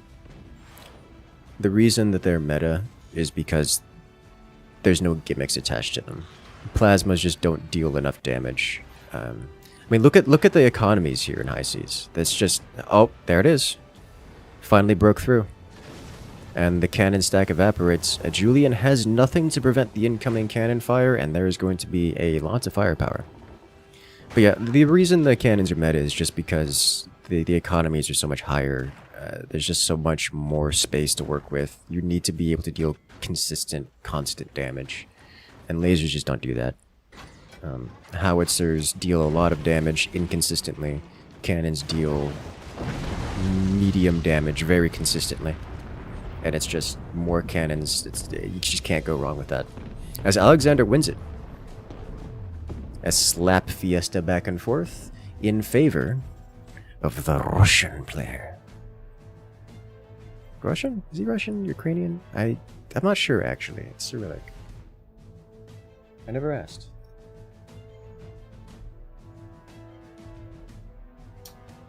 I don't think that most of Fort's weapons are truly rock, paper, scissors, but cannons most especially are not. Yeah, most don't. You can describe lasers as a rock, paper, scissors kind of situation. Cannons just don't play by those rules. They just don't care. Man, all 3 cannon shells straight to that tiny door. That was, I mean, it was well defended, but basically door snipe levels of damage there. Just clean through, evaporating it.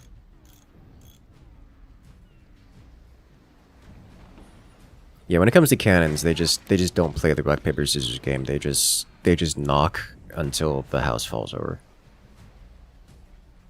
Which is a very effective strategy, I must say. Especially in high seas where you can defend so efficiently. And the forts are so big, you're not winning by penetrating things. Not usually. You're winning by... Cannons don't really play checkers or chess, they're just playing the counting game. Yes. The counting game is the right description. Man, such a beautifully aimed cannon shells. Very, very well played.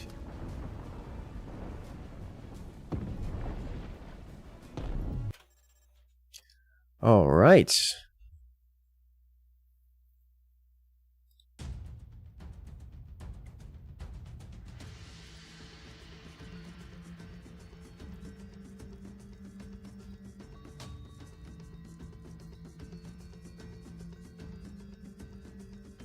That's good.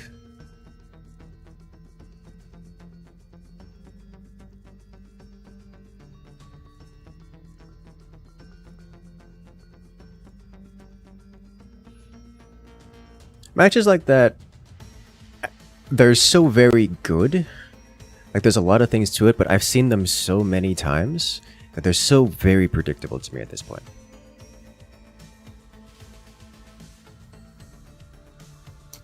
I still kind of question the mass howitzer strategy on a high seas map. Yeah. Mass howitzers does struggle to, well, work. Just because there's so much anti-air.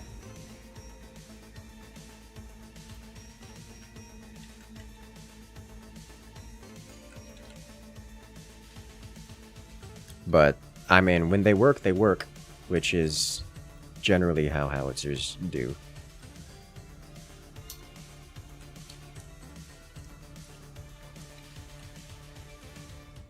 Alright, next up will be Peele versus Dory.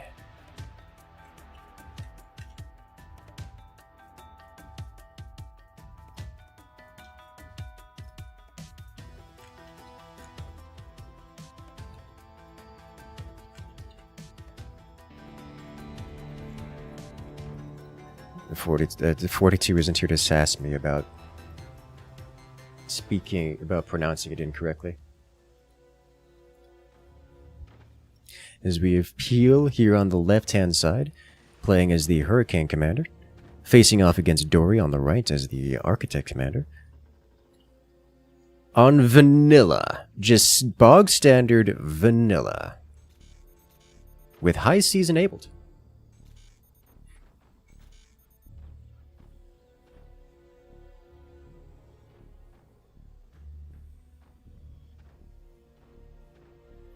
So I'm really curious about this one, since vanilla is just, you know, such a well-known map.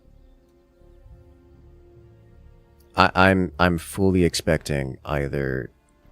I'm fully expecting standard strategies. I'm expecting them to do nothing else, to do nothing weird. One thing about high seas is that most of the high seas stuff tends to come out a bit slower than the vanilla.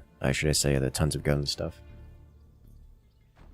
So like cannons and lasers are just faster than deck guns and airships and such.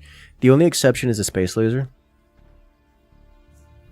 But that one is very burst fire. Like, you get one shot, one opportunity, and that's it. That's all you get. So that one's, you know, a little risky. What is it, coming up on 9 years worth of practice with your build orders? Mm-hmm.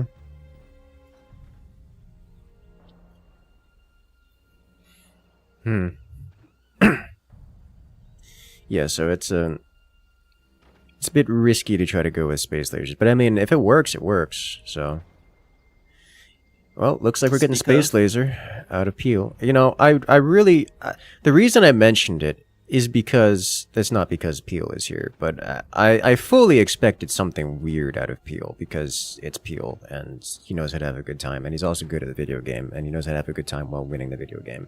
So there's that. Dory is having a time over here. He's leaning harder than a famous moonwalker to the point where Dory is just on the cusp of collapse. Is adding in some stability tech to try to fix it because you need it. I don't know what Dory's plan is. That's the end of that statement. But Peele is I was kind of hoping to see some more Phantom with no bans in place. I don't know, Phantom's just a wild choice. Phantom is stressful for everyone involved. You have to be a special type of person to want to play Phantom. And I appreciate Phantom's existence. I really do. You just have to be a special type of person to want to play Phantom.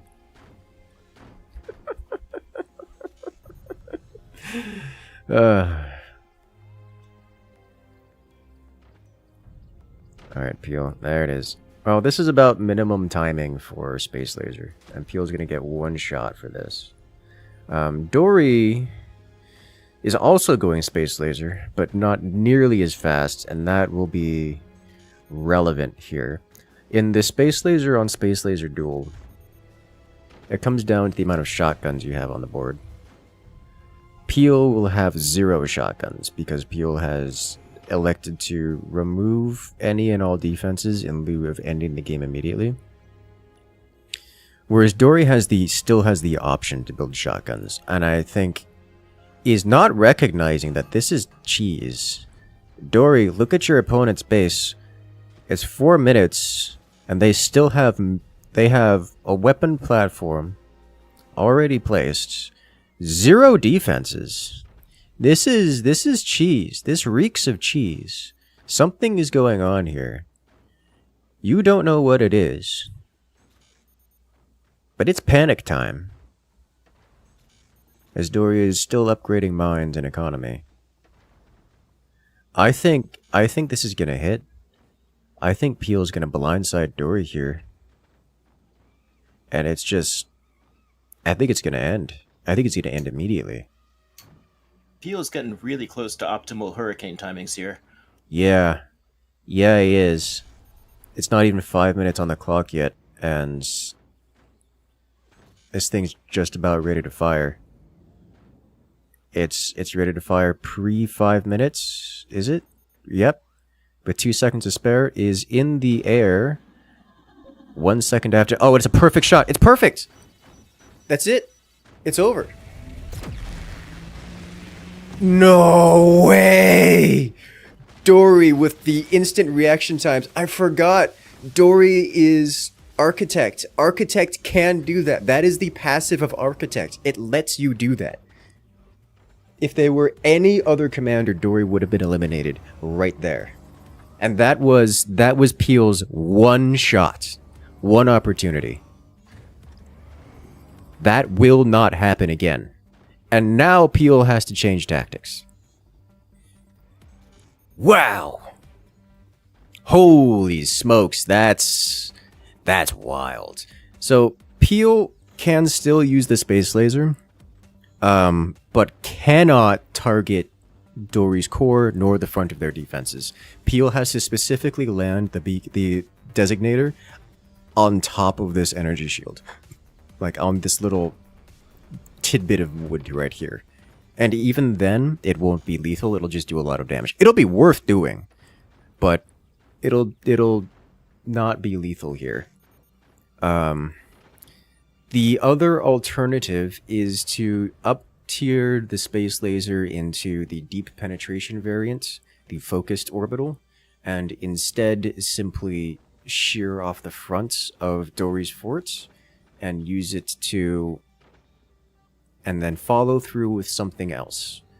I think, however, Peele will die when Dory fires, because Dory's Space Laser is coming out, is ready to fire in a few seconds, and Peele simply doesn't have the defenses for it. I think those buzzsaws were built defensively. They may have been. I don't think... I'm not convinced that Peele knows that this is a Space Laser. It's not a rush, it's like 3 minutes behind. But I'm not convinced Peele knows that this is a Space Laser inbound. Yeah. But the mortars take out the energy shields, which means that Peele's Space Laser can deal damage. But Dory's ready to fire. The flak is... the anti-air is distracted. And... that's it. We're going to see the same thing here, except Peele isn't Architect and doesn't have the ability to quick build. So that'll go straight to the core.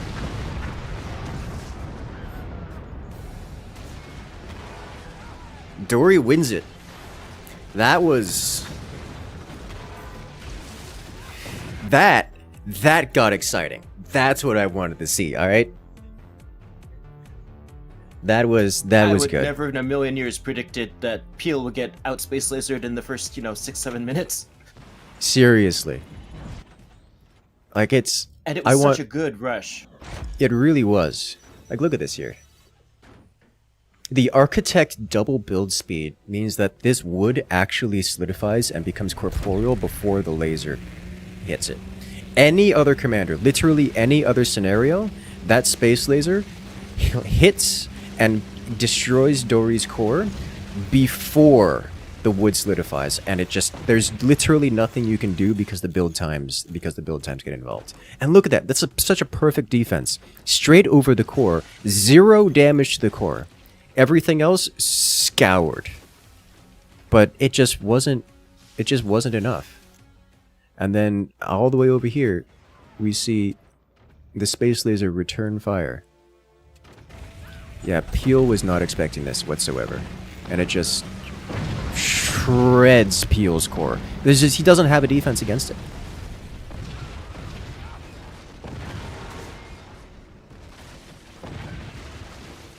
And that's that. That was ridiculous. That was absolutely ridiculous. Well, welcome to the 1v1 Legacy Tournament. I want more of this.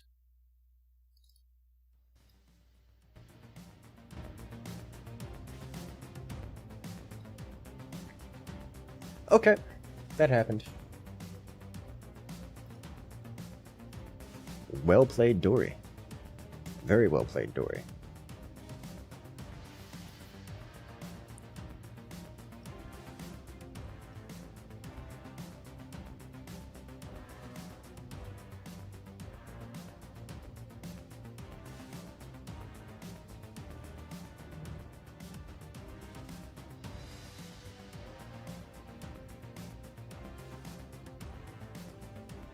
Alrighty, next up we have Hype versus Though 15 Rider.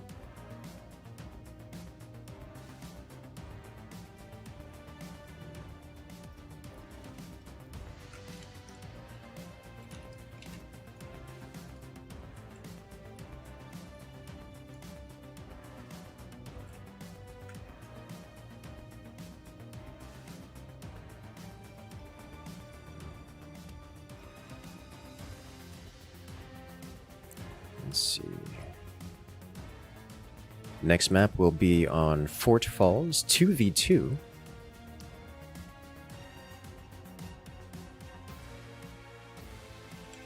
So it will be a 2v2 map, and the players will only be controlling one fort.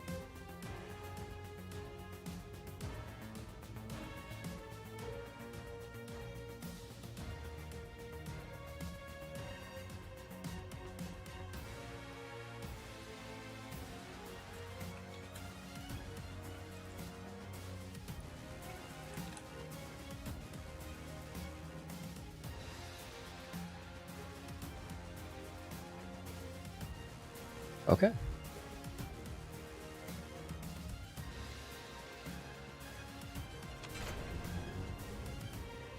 Tuned in today to see your beloved space laser. Today is the day to see the space laser. It is the only day to see the space laser, in fact, because as part of the rule sets in the Legacy tournaments, all rounds here in the round of 16 will be using the High Seas DLC, and we'll be removing one DLC per round until we get to the finals, at which point it will simply be forts, as it was many years ago on launch. Minus some balance change. With a few balance changes and quality of life enhancements, but yes. In terms of raw content, it will be the same. Yeah, we're not removing multi-threading, for example. Yeah, as the automatic anti-air will still exist. And the semis and finals will be next week. We're only going through the quarterfinals today. Correct. Today, this is a two-part competition, two-part tournament. The round of 16 is today. The semifinals and the finals will be next week. So make sure to check in next week. Make sure to hit that follow button, hit that subscribe button, because we've got more. All right, it looks like the players are ready. The match is made, as we'll be jumping into Hype versus Though 15 Rider on Fort Falls 2v2.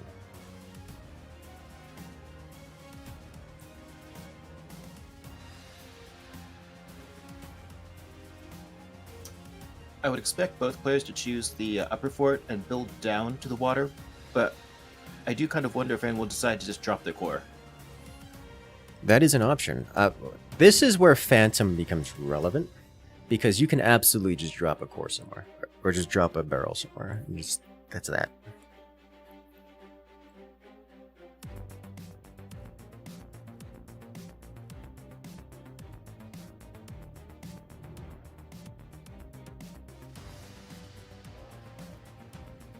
All right, we are off to the races.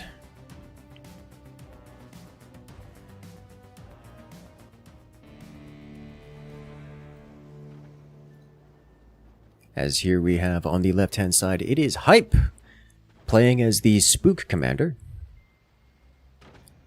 In the lower fort here, facing off against his opponent. On the right-hand side, in the red fort, it's Though 15 Rider, playing as Buster in the upper fort. Fascinating.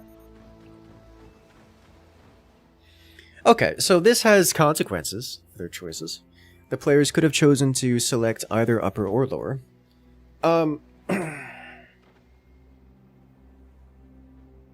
Neither players played Phantom, so realistically they're not going to get any notable chance of controlling both regions.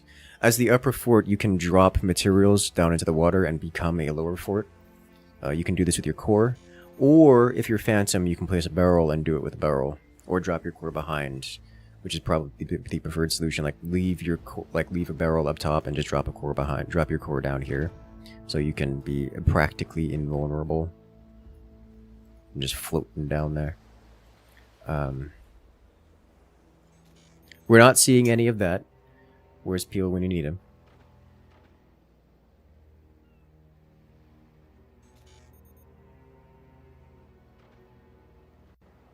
Were you thinking of Phantom's transfer pads as opposed to Shakana's barrel?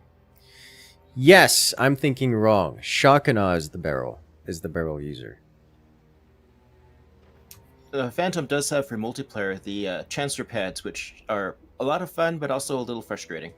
Yeah, I've never been able to get them to work consistently.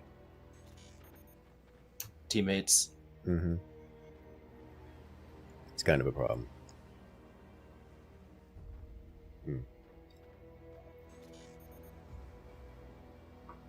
But nevertheless, we're not going to see any of that kind of play here. Now, because of that, I don't see a real benefit to being in either fort, because no player is utilizing the advantage of the top fort. I think that may actually give the bottom fort some advantage here. His Hype is capable of wielding... The angles actually make this kind of rough for Hype, or kind of rough for Rider, because Hype can go for these arcing weapons. And arcing weapons, which typically have to, go up and then come back down, no longer have to do that. They just go up, and that's that. So things such as these deck cannons can, they arrive a lot faster than one would normally expect, than the balanced team would normally have accounted for. So that's very relevant here. Of course, this also means that Rider has top shots against Hype, which is also a problem. So while there are some quirkings of these positions, I do actually think in this scenario, Hype has a bit of an advantage. I wouldn't want to be either of their cores right now in terms of facing down weapons. Yeah, no, absolutely not. Another thing worth noting is that Hype absolutely has a stronger maximum potential economy. If Hype gets the upgrade center and starts upgrading his propellers, he will simply outpace Rider. And by a lot. It's worth noting that right now, Rider does have more economy than Hype, but only because Hype hasn't upgraded yet.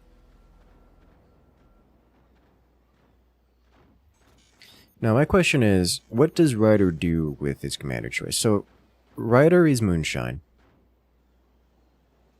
which means EMP options energy shields, empowered lasers, just passively empowered lasers.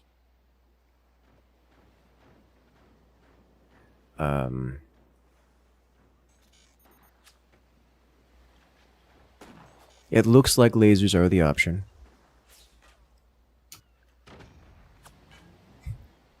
The smokestack block.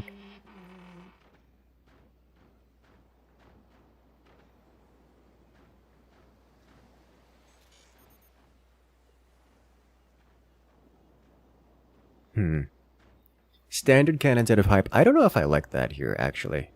I think deck guns are just the preferred option for me at this point.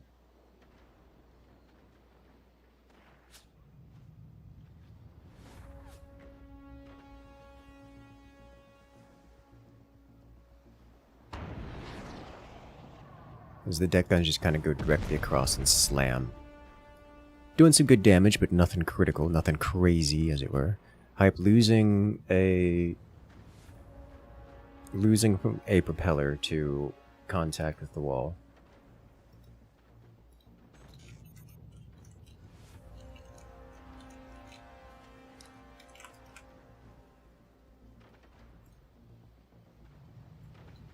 You love to see it, you hate to see it. Standard cannon flying. The angling on that cannon is actually pretty alright.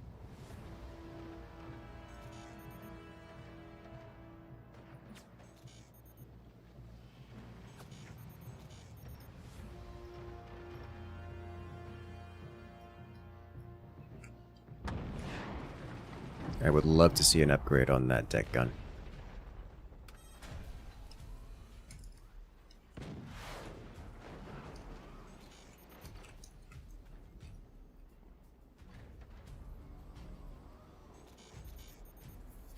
I would have almost loved to see a space laser.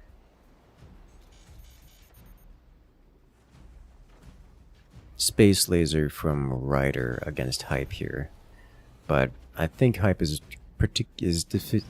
quite capable of defending against it.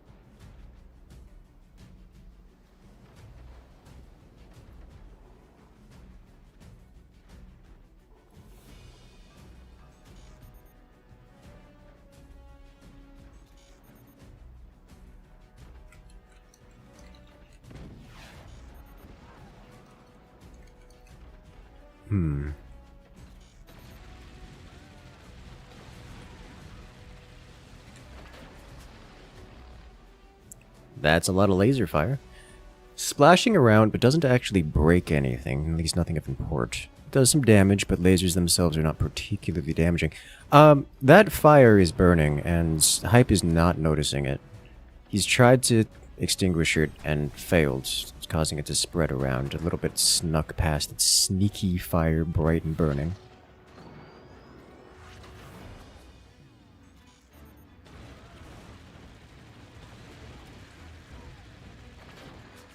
Oh, running out of energy.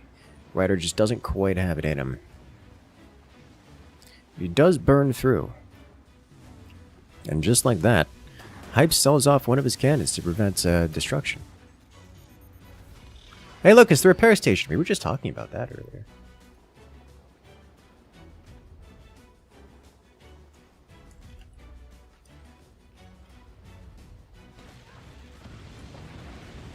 So much fire beam. Oh, that's going way too close to the core. Okay.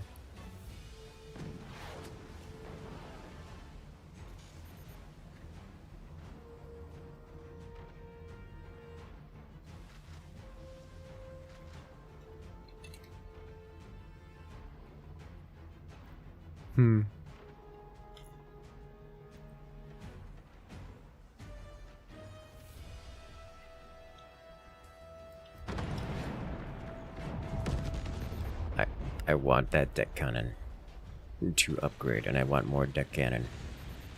More cannon. Those lasers keep penetrating way deeper than they have any right to, and doing no damage in the process, which is both disappointing and interesting at the same time.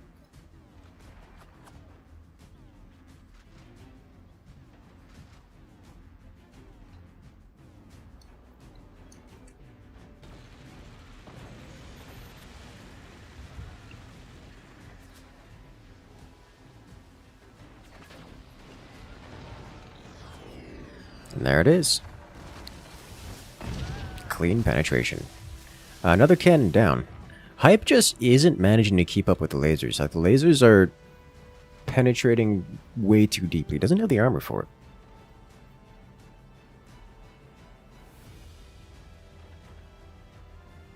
That's going to leave Ryder in a pretty strong position here.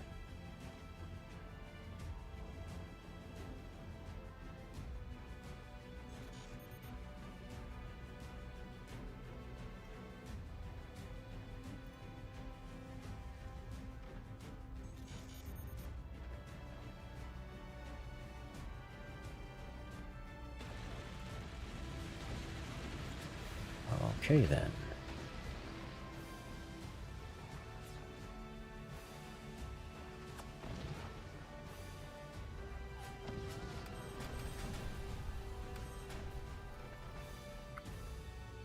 The snipers annihilated. All right. I think we're getting what I was thinking. Yep, it's space laser time out of Ryder. Oh, I like that. I like that a lot.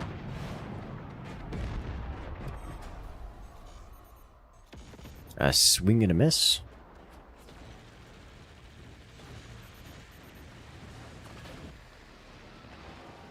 Once again, the plasma penetrates.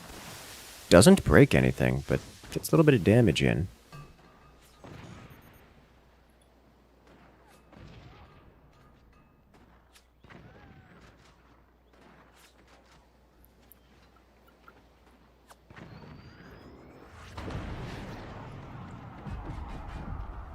Okay. Deck gun lands. Gets some good hit. A little bit of damage, but really, Hype just isn't doing the damage output he needs. It's just not enough. He needs more weapons on the board and hasn't been able to get them.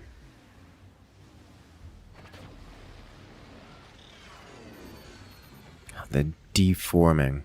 I would love to see a deck gun, like, replacing where these batteries are. Maybe a little bit higher, right here. Yes, it's in the way of the core. Oh, self-damage. You hate to see it. Yes, it's in the way of the core, but it could be... You can harden the exterior defenses here and get some more lob shots on the board.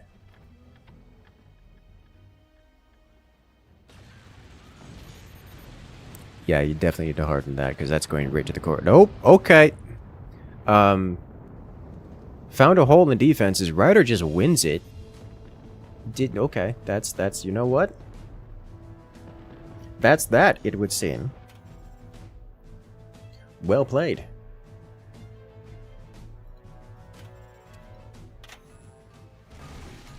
We get to see this here happen.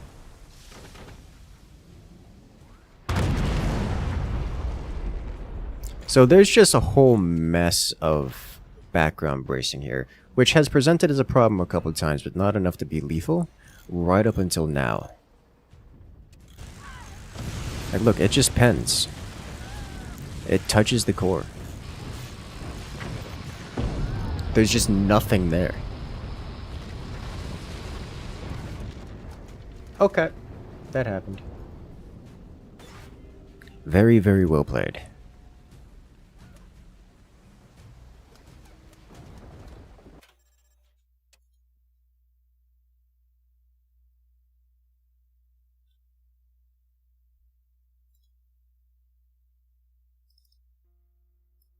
Good job, Ryder. Alright, ladies and gentlemen. So that was the round of 16. We'll be moving on to the round of 8. And this time, the High Seas DLC will be removed. That's right, in the Legacy Tournament, we'll be removing DLCs every round. So now we are down to the Moonshot DLC.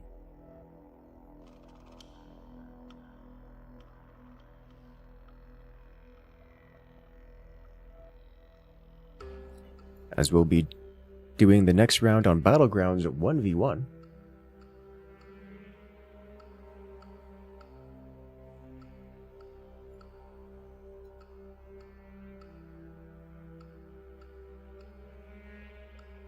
Toothpaste Man versus Rebjik.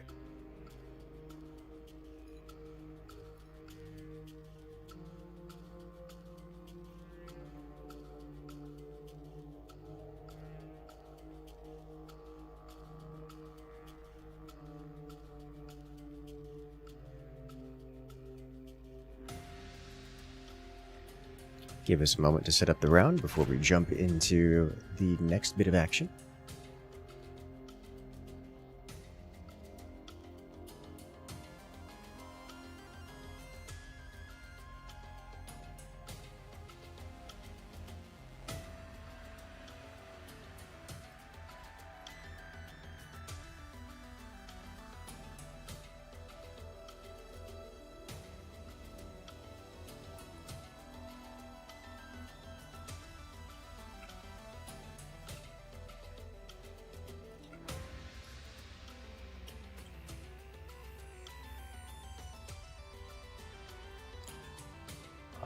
Alright, looks like the players are ready. We're just finishing up the last touches, double checking everything, making sure it's good to go, and then we'll be jumping into the action.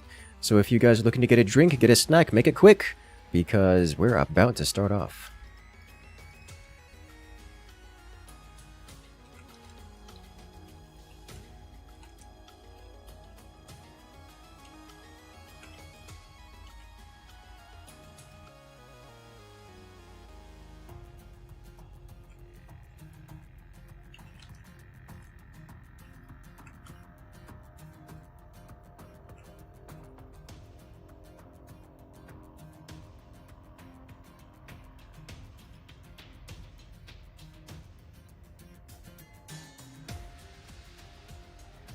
Alrighty then.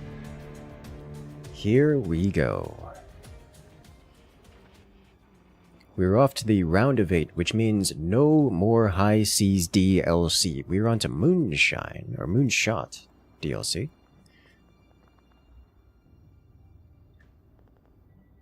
On Battlegrounds 1v1, where here we have on the left-hand side, it's Toothpaste Man.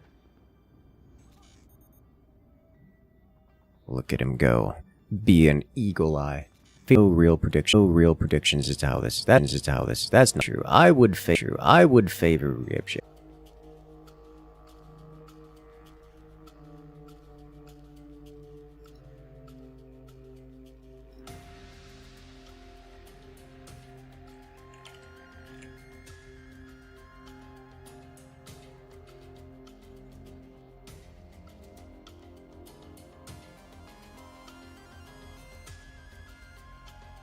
Am I live?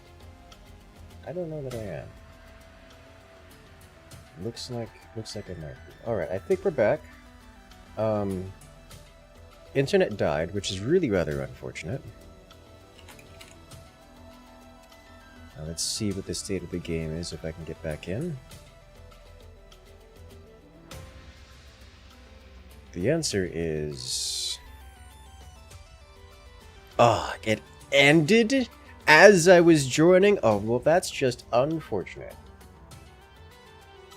Okay, well, that sucks. I hope you guys have managed to see the outcome on one of the other streams.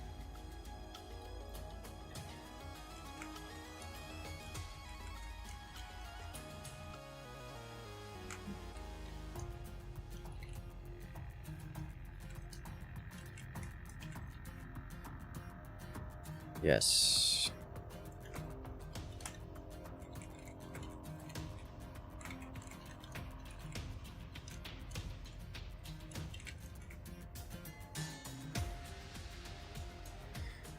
Man, I wish... Man. Alright, so I can tell you that Rebjik won that one. Let me see here. Where's Romero? Oh my god, I'm gonna have to redo Discord. Everything is breaking. Internet, please. Why are the internet tubes just horrible today?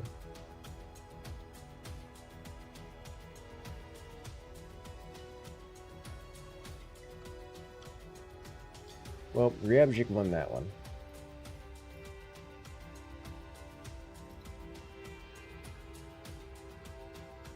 So for those who voted Rebjik, good job, you did it.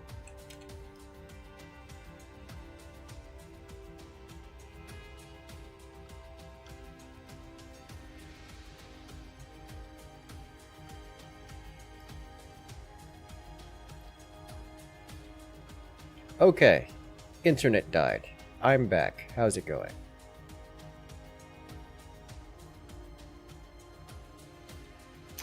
Welcome back. Internet came back just in time for me to join the lobby. As, like, I clicked, when I joined, the match was still in progress. When I loaded into the lobby screen, the match was no longer in progress. So that's the timing there. Which is unfortunate. I didn't get to see much of that round, or, you know, the end of it, which makes me very unhappy. It appears that Rebjik was victorious. There were lasers and explosions. I'm sorry you missed them. Yeah, me too. Rip Comcast. You know, there's a new internet provider in my area that is not yet in. They're halfway in my area. They're still developing it. I am very much so looking forward to that. Because it's a problem. Alright, well, in that case, we're going on to the next round. It will be Pixnips versus Bruce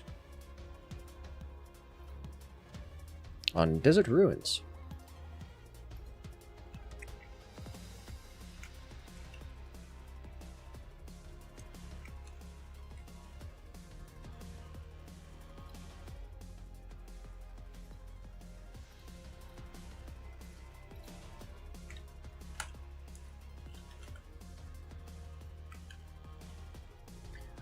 Alrighty then.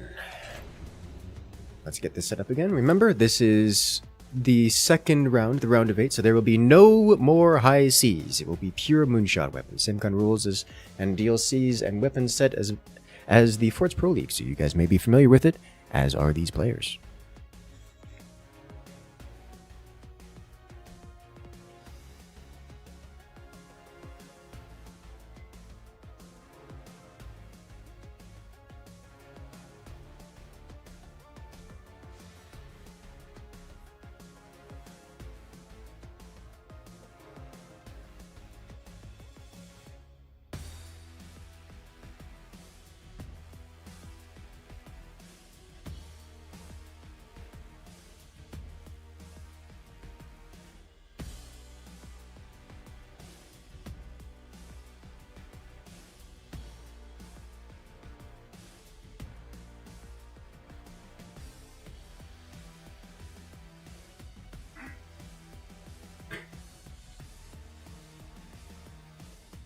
Alright then.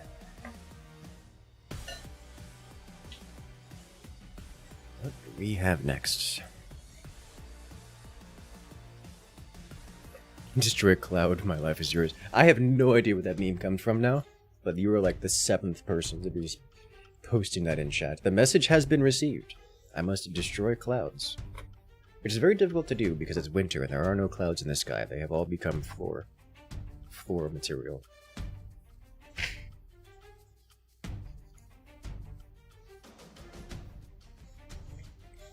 Alright, we are good to go into the next round. Ladies and gentlemen, welcome back. After the great internet death of last round. I am so unhappy about that. Moving on. Here we have Hype.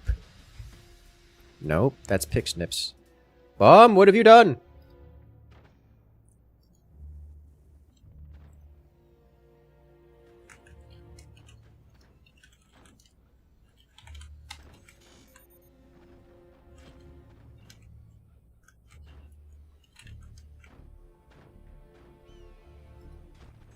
I guess it doesn't really matter. Because Pixnips doesn't have a player title card because he's a substitute. Right. Forgot about that. You know how to fix that? I know how to fix that. Meh. Drag this all the way over here. Perfect.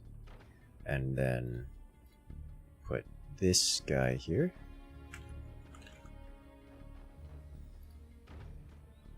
Like so. And do this.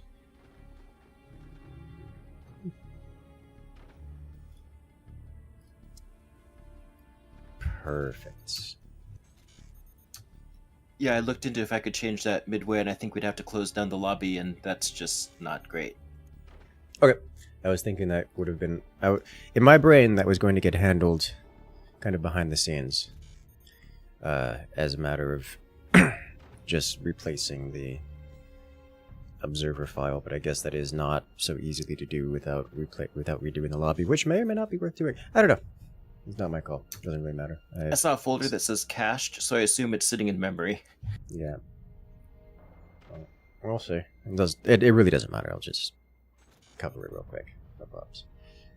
Do it live. But here we have on the left-hand side, it is Pixnips playing as the Spook Commander, facing off against their opponent. On the right, it is Bruce playing as the Armadillo Commander.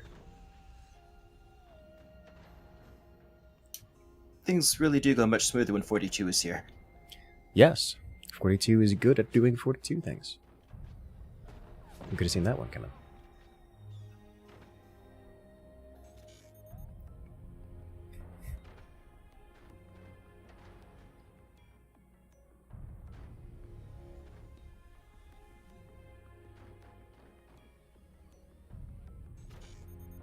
Alright. So strat-wise, I'm not seeing anything particularly extraordinary. We see Pixnips going for a relatively swift laser technology, and also an early upgrade center. Usually you delay, if you're going at the upgrade center, you delay the laser a little, or the heavy weapons tech a little bit. That way you can actually spend on upgrades. Instead, Pixnips has elected to get the upgrade center and then not spend on upgrades and instead get laser tech, which is not a surprise. You see that fairly often, but it's a bit of an inefficiency depending on what kind of build order you're going for and the purpose of the upgrade center. But on the other side, Bruce is going for what you'd expect more of out of this, where the laser technology is delayed in exchange for getting upgrades, which are not really happening. Spending a lot on restructuring, and an AP sniper, that as well.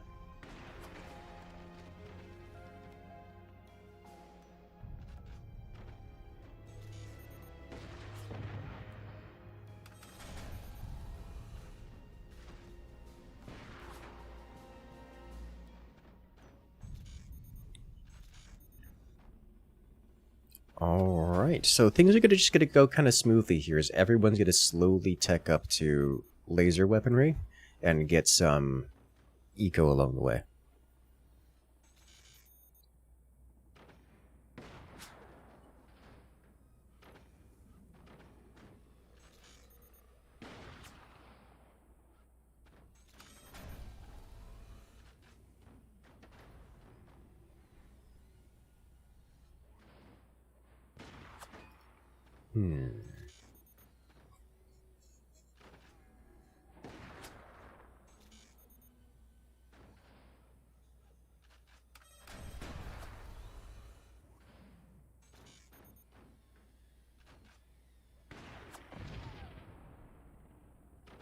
I like the AP sniper play from Bruce. Pixnips is not vulnerable to it in anywhere, but it is keeping him honest, as Bruce has double-doored everything.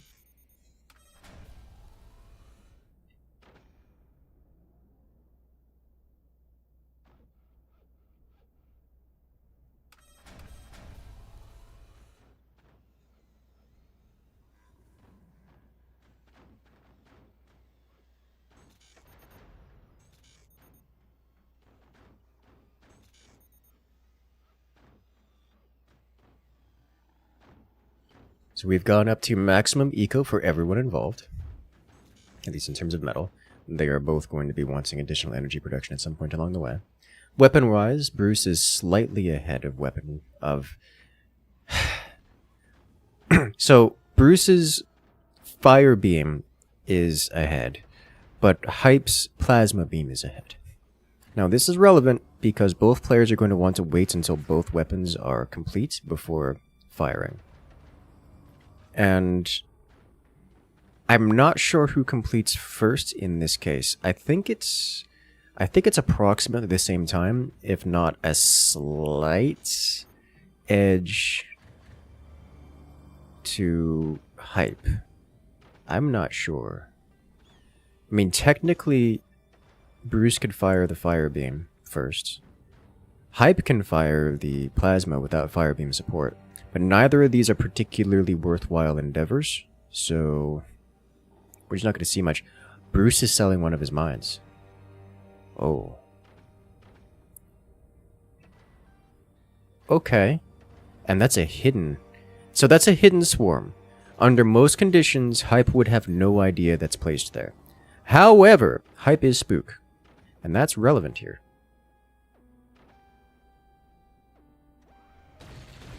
Right. Both fire beams and plasmas are ready to go. And the exchange happens. They try to door snipe each other, but only Bruce takes that hit. Hype takes a little bit of splash damage, but Bruce gets properly door sniped and loses all of his weaponry. The fire beam and the plasma are destroyed, while Bruce's core is knocked down to 31% and takes a hefty splash of damage across his technology, which will be a massive repair bill, which is, you know, unfortunate.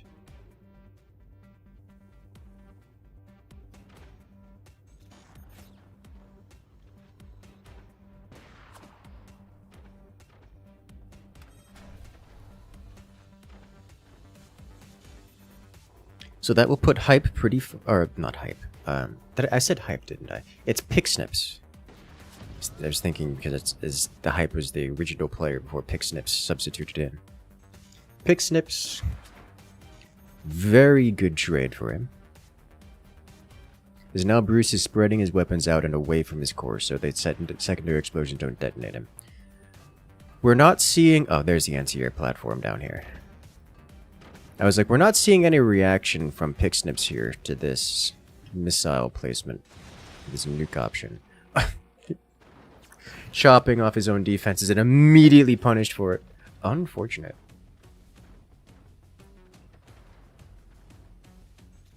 Well. Well, well, well. What do we have here?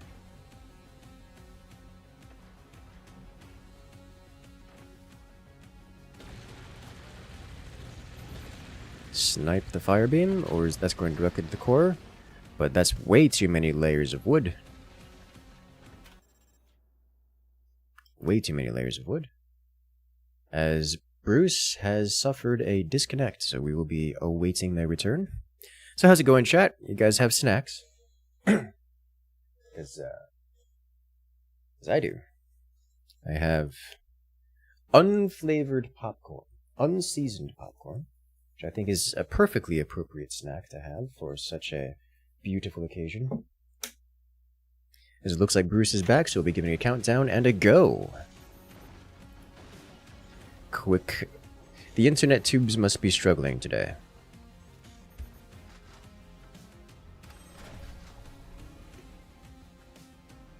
Alright, I'm liking what I'm seeing from Bruce over here.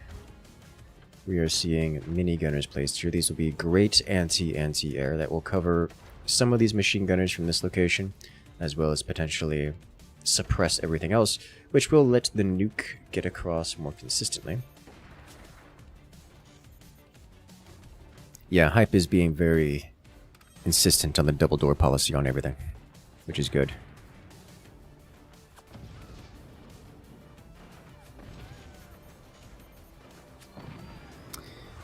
He's upgrading the minigunners again. Those are going to be AP minigunners. Fascinating.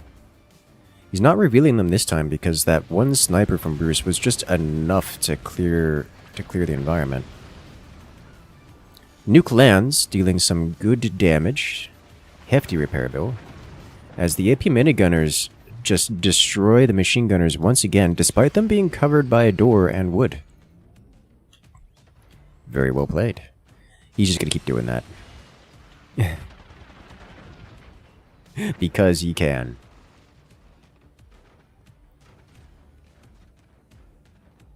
I like Bruce's decision making here. They didn't replace their plasma. They know their core won't take another shot there. They went to AP minigunners. They're thinking on their feet here. Yes. He's like, nope, I'm just going nukes, and that's how that's gonna go. Oh, this could be bad. Do it. Do it. Oh, and he misses. Unfortunate.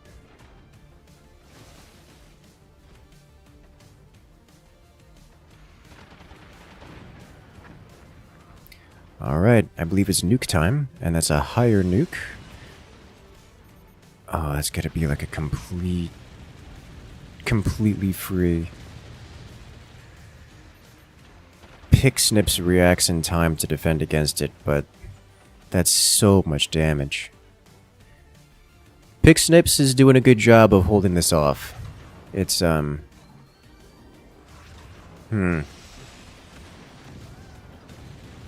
It's painful, but Pixnips is holding it, and that's what matters for Pixnips. The double fire beam, double plasma cuts so extremely deep.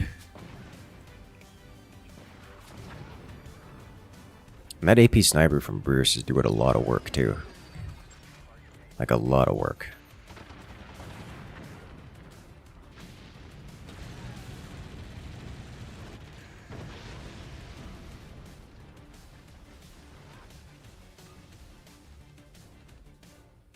Okay.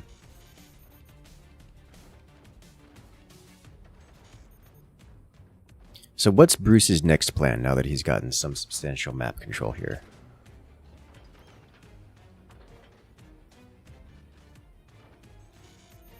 Looks like more energy production, which, you know what? Fair enough. His weapons are particularly energy hungry. Looks like that missile is going to head straight to the anti-air platform, because I think he's... Oh! And the wood doesn't corporate enough, or at least not in time. That nuke just makes it and shatters the machine guns. Which, you know, isn't all that much damage dealt, but it's more than would have been anywhere else, just because the machine gunners would have had clean and uncontested freedom to knock that missile out of the sky.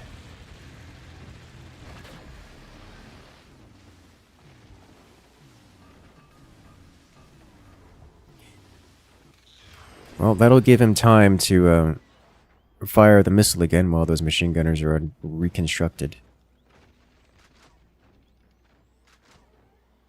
Reconstructing, I should say. Which isn't happening. There it is. No, the machine gunners, it's too slow. Machine gunners are online again. And the plasma beam actually takes the nuke out this time. Okay. I think Pixnips is respecting the nuke because it's doing a lot of damage and a lot of work in general.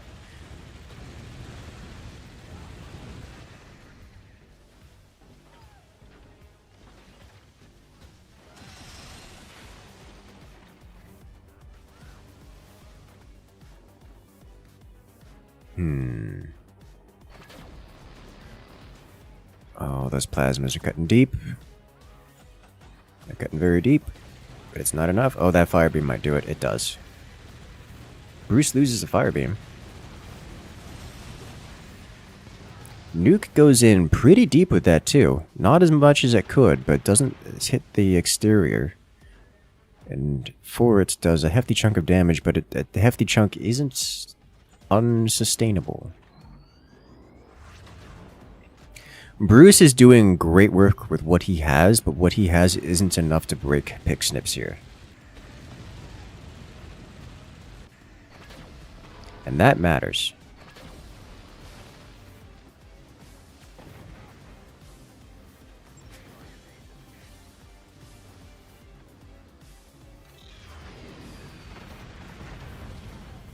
I don't know how that nuke didn't get taken out by his own minigunners. That was ridiculously close.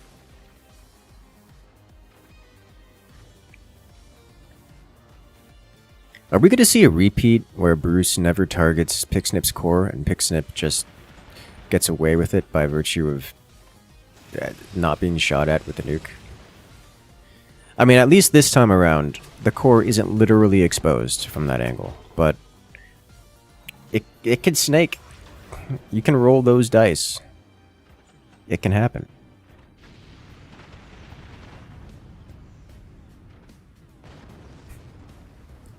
Or it could completely miss. That too. That's just a thing that can. That's just how that works. You know. Not every shot can be a good one. Alright, Bruce really needs to up the damage output here. Like, Bruce needs a plasma somewhere, anywhere. Needs that consistent damage output option.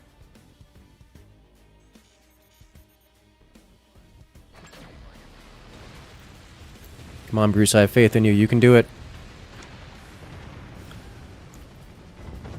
Oh, the one machine gunner survives and takes out the nuke.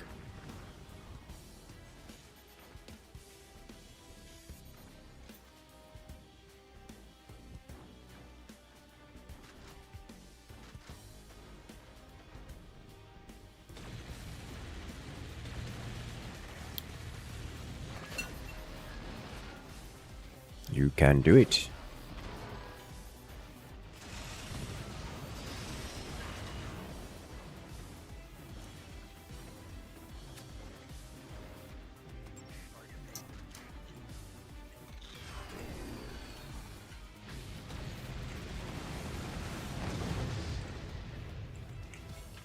Again, shut down. At this point, Pixnips is doing a good job of shutting that down. Pixnips is scaling where Bruce hasn't been able to.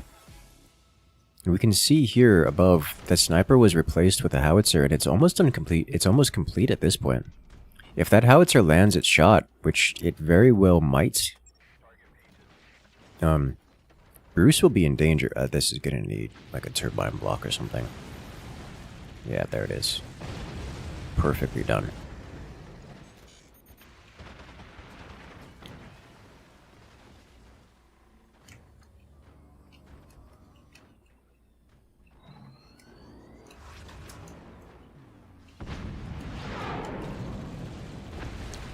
That'll do it.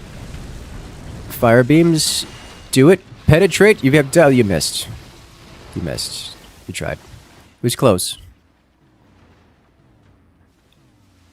It was close.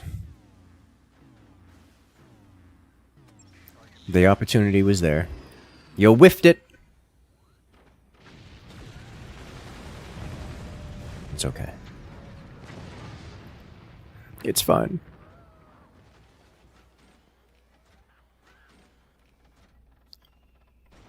Actually, kind of surprised at the turbine as a choice as opposed to. Oh, he almost. It's still. The shot is still there. The core is on fire. He misses it with the plasma again.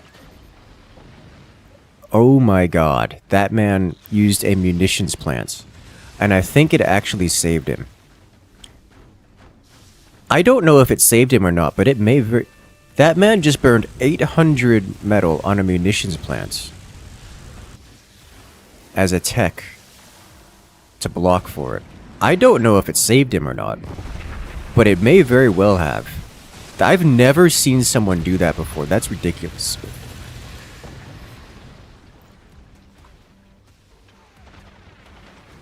Okay. Here we go. 30 seconds on the clock. It's going to come down to whoever does most damage. There's a chance here that Pixnips executes Bruce in the last few seconds. But I think this is coming down to who does most damage. And I think Pixnips takes it. Oh my god, that core is fully exposed and he misses the shot. Okay, there it is. With 10 seconds on the clock, Pixnips finishes off Bruce. And with it, Pixnips moves on. Very, very well played. That got exciting. I want to see this moment here. Was that actually going to be lethal if he didn't block this with the technology? I need to see this. Factories have 400 hit points. Yes. Is that before or after, is that EHP before or after construction damage multiplier? I believe they would have full health as soon as they're placed. Okay. So,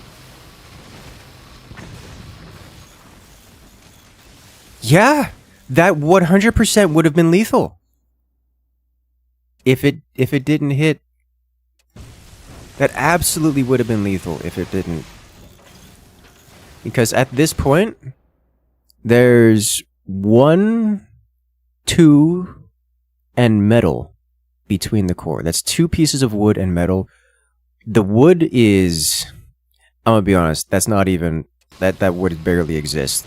Yeah, look at that. There's a single piece of metal, and so that was actually 3 pieces of wood, but that had a fraction of their HP and burning.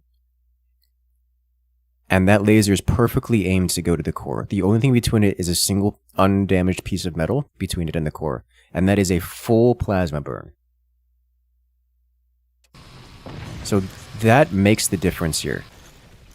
Look at the metal barely has any HP left. It absolutely saved it there.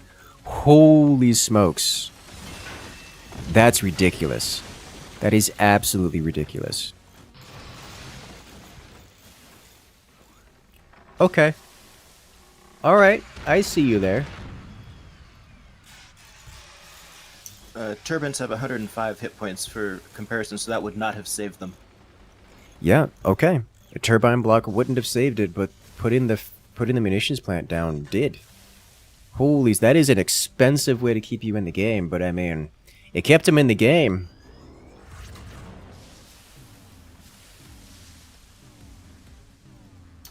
Okay, and Tier 1 techs have 300 hit points, so yeah, that was the only thing that would have saved them in that position.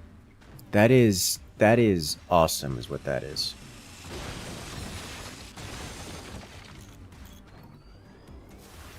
That's just amazing situational awareness right there. Yes. Okay. Well then, I didn't expect that. I didn't expect that at all.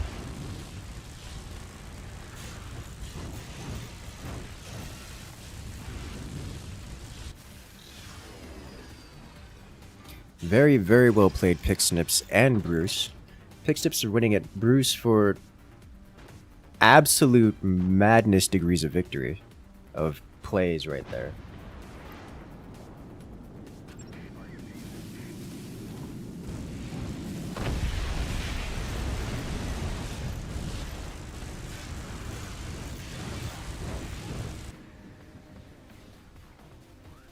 Bruce's final moments.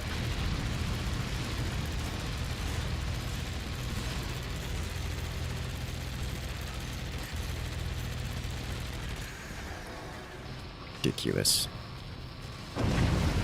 It's some Eaton level nonsense right there is what that is. Just spite against the... Just... no.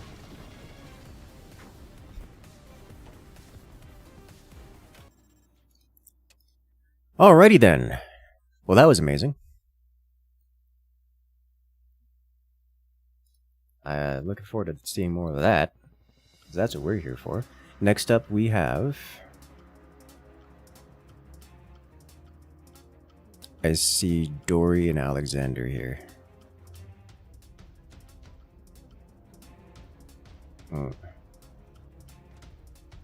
so match 11? Match 11. So it'll be Alexander versus Dory coming up next. On Stalactites, 1v1.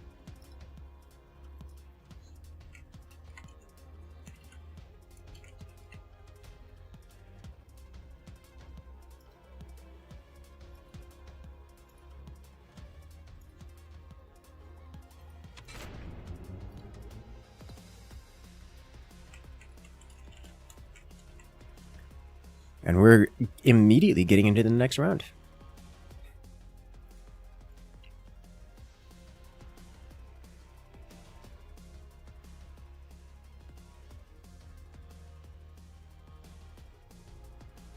My players are ready. Let's do this.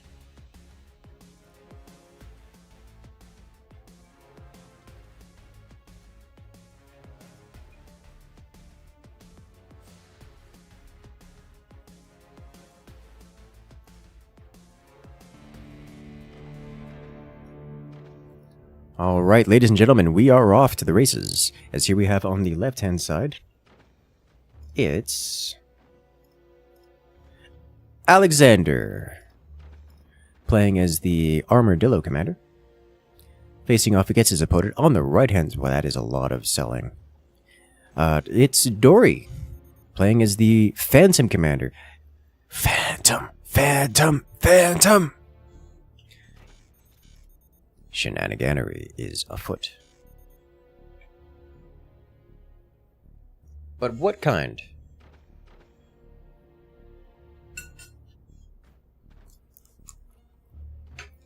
Only one way to find out, and that's whenever Dory decides to let us know.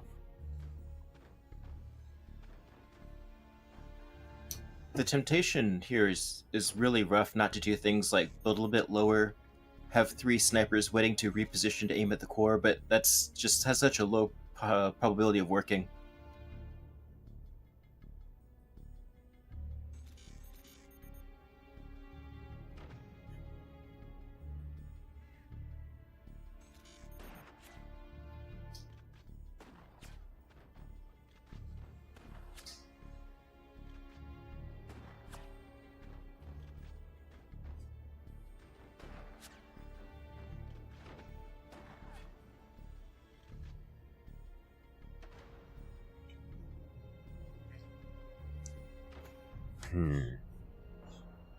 So the typical play for armored... Oh, Dory. Suffering... It's Dory's turn for the internet connectivity issues. Unfortunate. So I was going to say, the typical pattern here for an armadillo commander is to get an early upgrade center, focus on getting eco upgrades, and rely on the armadillo's extra defensive buff to just face tank whatever your opponent throws at you. Which I imagine is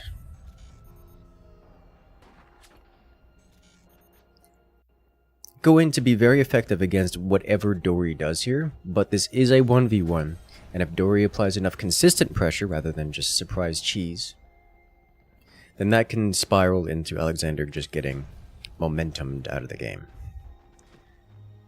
Now, of course, Phantom is really good at cheesy nonsense. So we'll see if how relevant that becomes here. We do have an upgrade center for both players, including Dory, and Dory's going for eco upgrades. So this isn't going to be like a timing attack at the 3-minute mark, mostly because the 3-minute mark is just 10 seconds away and nothing has happened so far. Alexander actually getting the first real weapon on the board, with an upgrade sensor and a, what is that, a rocket launcher? The token EMP. Alright, Dory not doing any kind of early game cheese. It's going to be cannons with a heavy weapon tech.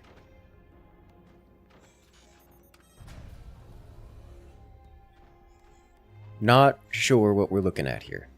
I suspect it's going to be howitzers getting moved into weird positions and blasted. Well, blasted or blasting, one of the two. Maybe both.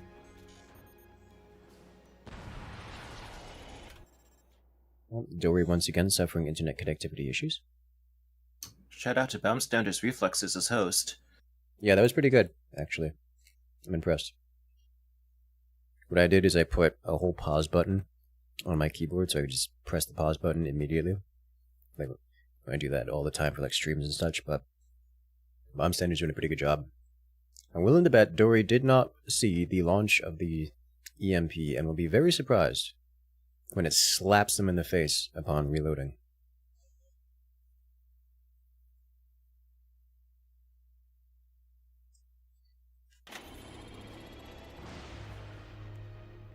Surprise! EMP. EMP did nothing.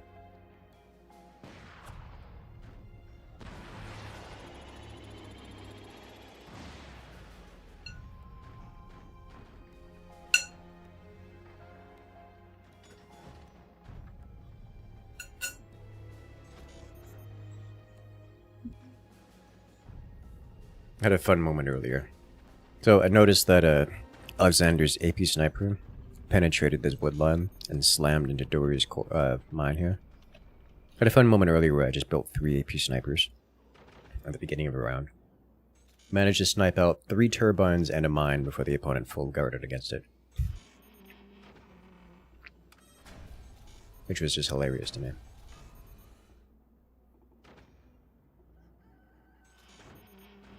Bringing FPL tactics to a casual map. Yeah. I have no idea what Dory is doing.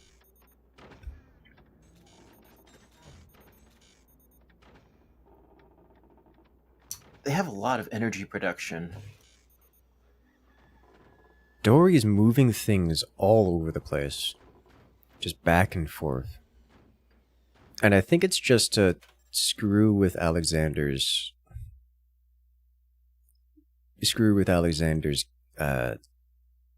understanding the game state. Like, hey, weapons are being placed somewhere. Something is being placed somewhere, but I can't see where it is. So, like, I think this is just, like, no goal in particular beyond just messing with Alexander for no reason beyond messing with Alexander. And I'm into it. I can get behind this. The other option is that Dory is really trying to play some serious Jenga, some serious Tetris here.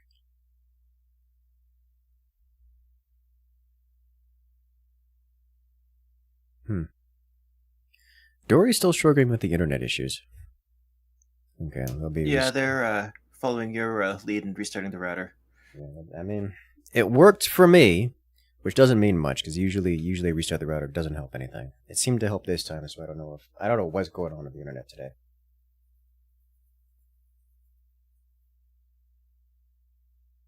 But this is the world in which we live now, apparently. So I hope you guys have your snacks. I have some unseasoned popcorn. And juice. It's a juice blend of like acai and apple and blueberry.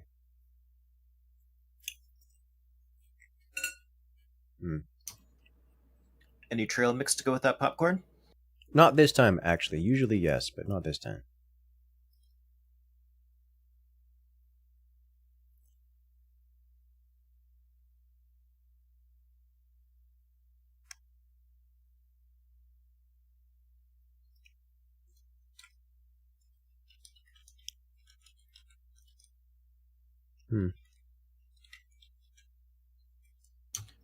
Yeah, internet or even just lag is not something you really want with Phantom, with the moving of your weapons and the vulnerability, especially if you're not bothering with doors.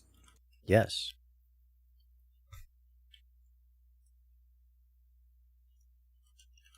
There's that, and there's also,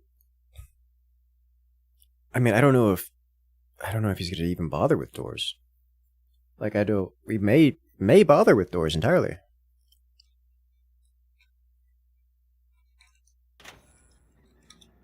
Alright, it looks like we are back and good to go. I appreciate how robust Forts is regarding the reconnecting element of things.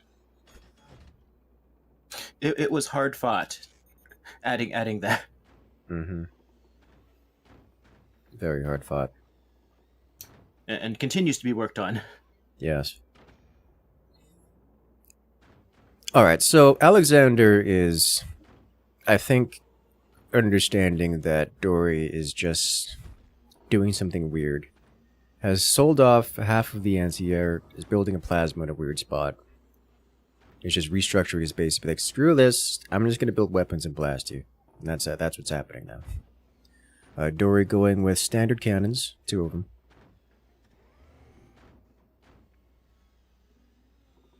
If only.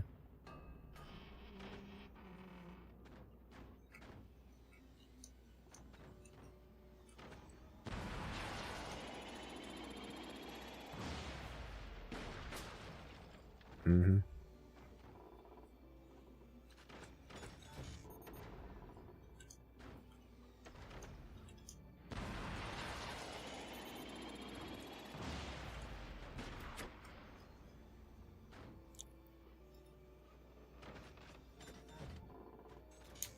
So Alexander has probed those two positions up on top. They probably assume that there's no weapons at this point. I'm not sure that Alexander knows that Dory is Phantom yet. Like, that hasn't been properly revealed.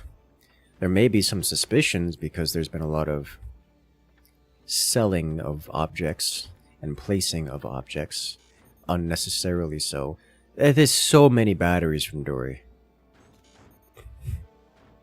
Okay.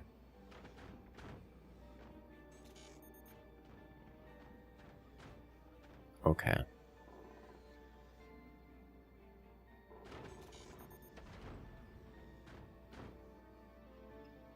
If I'm looking at Dory's base, I don't know what I'm thinking. I'm thinking I wish I had cannons right now so I could just slap him in the face. Like, this reeks of like some kind of portal missile build, but there's clearly no portal missiles.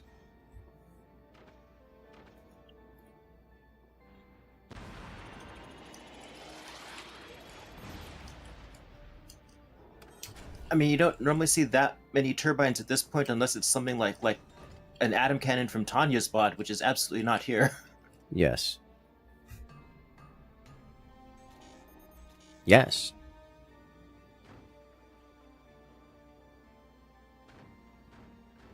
Alright, well... First laser strike removes a cluster of turbines.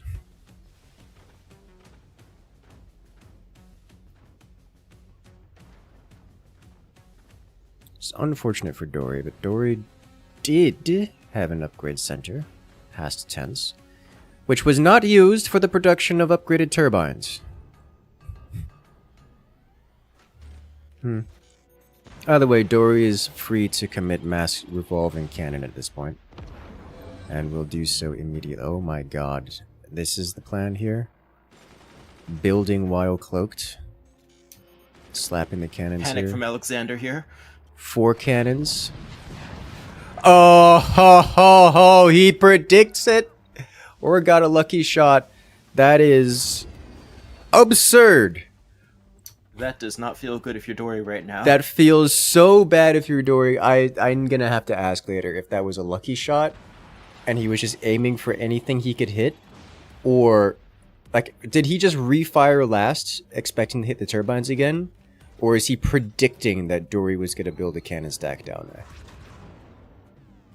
I think he was trying to shoot a cannon. I don't know if he expected to chop it off. Because that's ridiculous. 4 cannons destroyed. 4 cannons destroyed.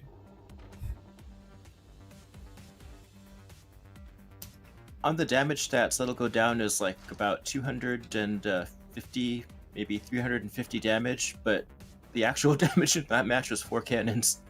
Holy smokes. That's ridiculous. Okay, well, I like what Alexander's response to this is. He's just like, I'm just gonna build rockets, and I'm just gonna knock open the front of your base, and that's just how that's gonna work.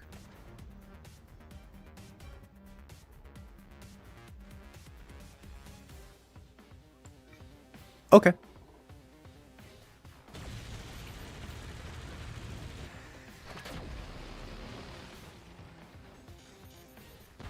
Please don't reveal those extra EMPs until you've upgraded them to rockets. Thank you. And then you need a door and some extra turbines. Alexander's a little broke on the energy production front. So I liked Dory's plan. Dory's plan was surprise 4 cannons out of nowhere. Could have been effective if it wasn't for Alexander just getting the luckiest shot. Was that intentional? Oh, I think that's just bait.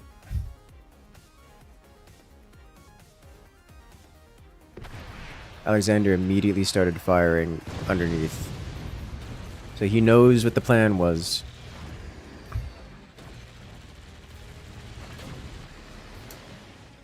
The mind games do not stop. Yep.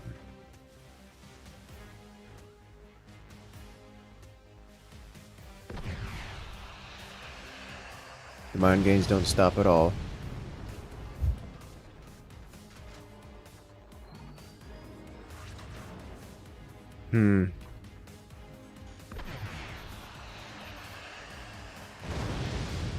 Now those rockets are landing, so Dory has very limited time to do something about that.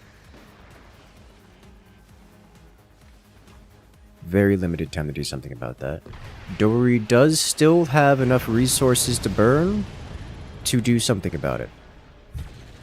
The repair bill is intense. It is more than Dory can pay, but it is not more than Dory currently has in the bank. So that is relevant. And if Dory is able to stabilize, then we might have a continuing game here. But honestly, it's looking real rough.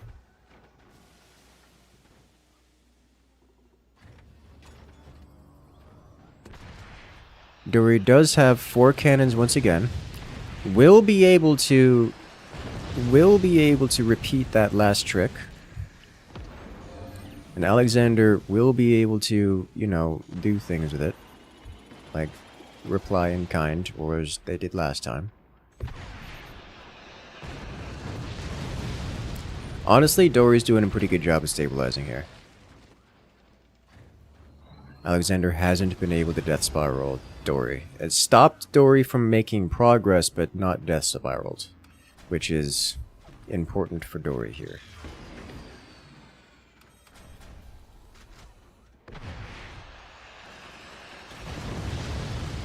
Look at that, those rockets are almost completely shut down.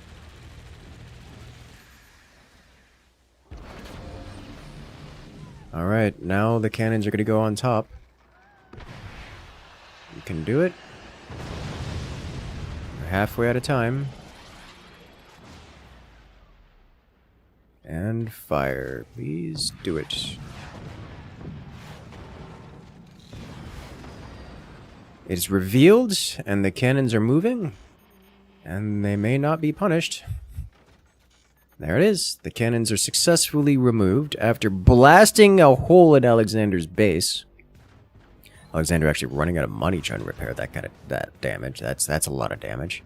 So now Dory did actually get some damage dealt, some real damage dealt, but there's still an incredible amount of firepower on the board for Alexander. And it almost breaks Dory here. That's a problem for Dory. But he can just do it again. Doesn't have the energy to fire all these cannons again. So Dory will not be doing a big volley like last time. It looks like just 2, maybe.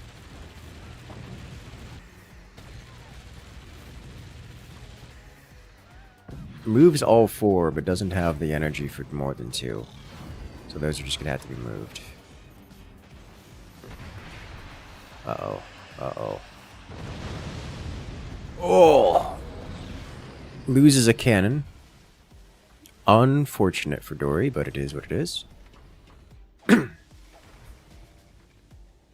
have been way worse.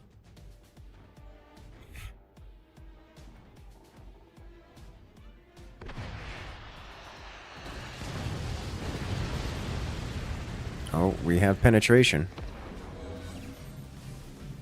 Dory actually taking a bit of splash damage on the core, knocking it down to 98%. Just under 5 minutes on the clock. In terms of raw damage dealt, this is 100% going to Alexander.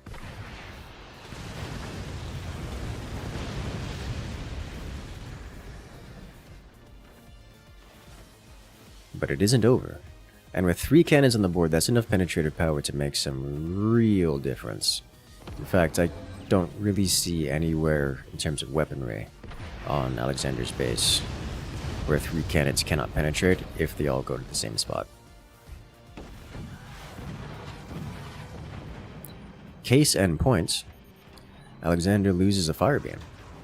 Just clean through the doors. Just punched, knocked until they fell over.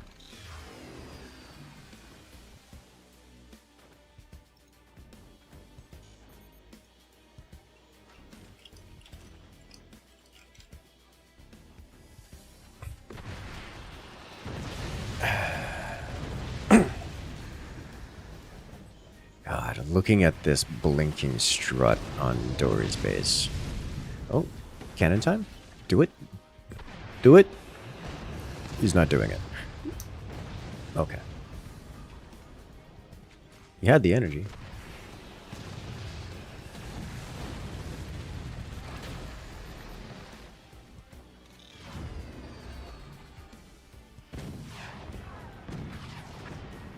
And a rocket goes down. Well played. Here's the thing. Dory needed to be doing that for the past 10 minutes, not just the last 5. Or less.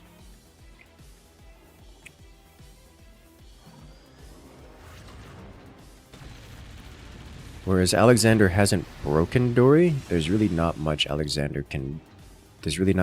Dory can do at this point to truly break Alexander, so much as whittle him down shot after shot. And that, while doable, takes longer than the 2.5 minutes remaining in this match.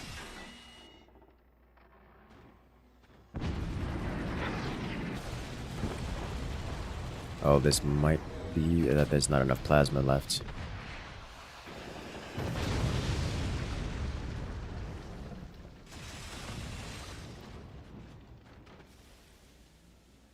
Alright.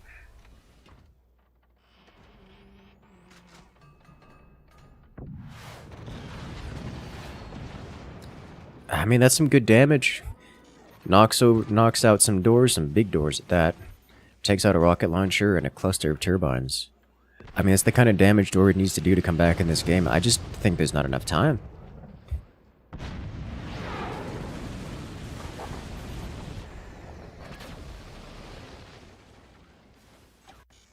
Man, it's looking rough out there.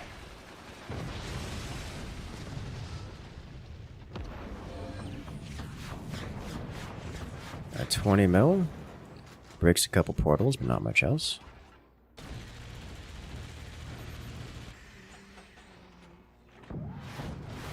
Oh, takes out the howitzer. That's a lot of good damage.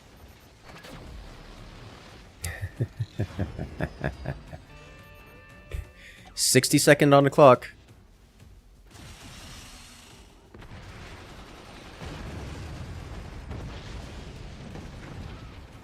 So what do you guys think? Who has more damage dealt? Dory's recent penetrative and rampant damage, or Alexander's consistent pressure over the course of the game? 30 seconds left. Dory's gonna get one last volley. Everyone's gonna get one last volley at that. You can do it, Dory. Get those cannons exposed and get them on the board. Get them out there. Fire.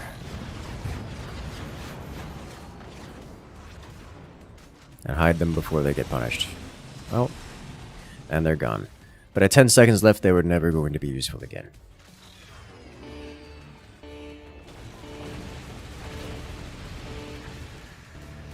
It's Alexander at 80,000 damage dealt to Dory's 50,000. Well played. Well, there you have it.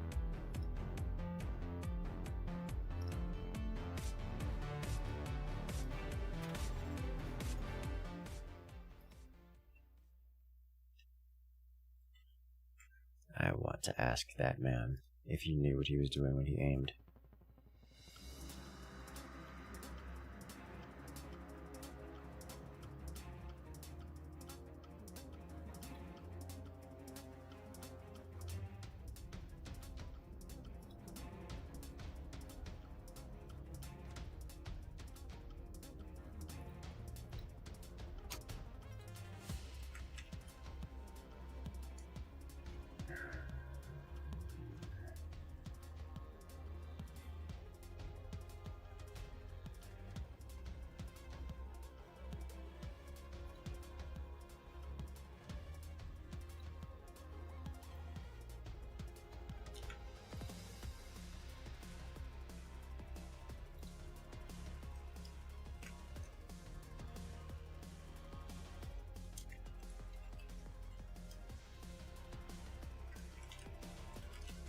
One moment.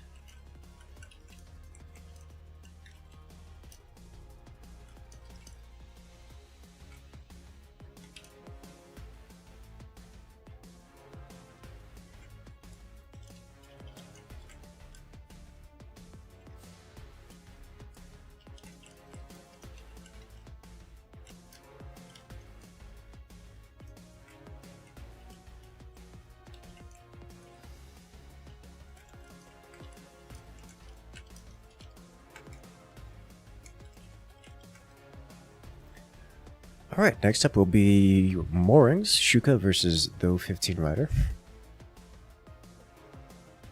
Which will be the last match for today, as the next rounds will be moving on to the semifinals, which will happen next week.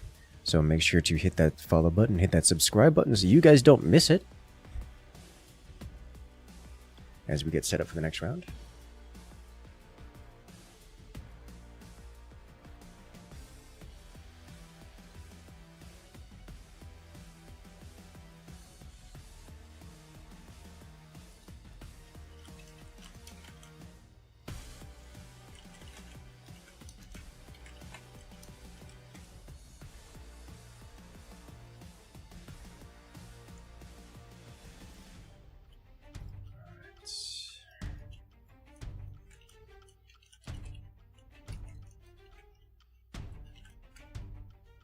We have Shuka versus the 15 Rider.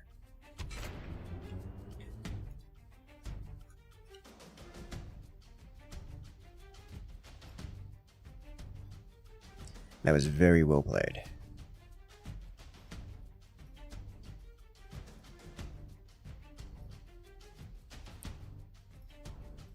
All right.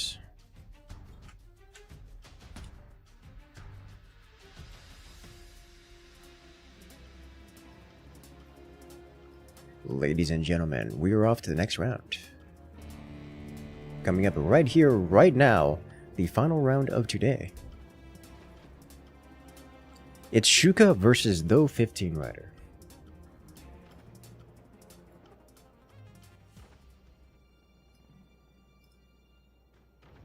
As here we have on the left-hand side, it's Shuka playing as the Spook Commander against the 15 Rider on the right, the Armadillo Commander, here on Moorings 1v1.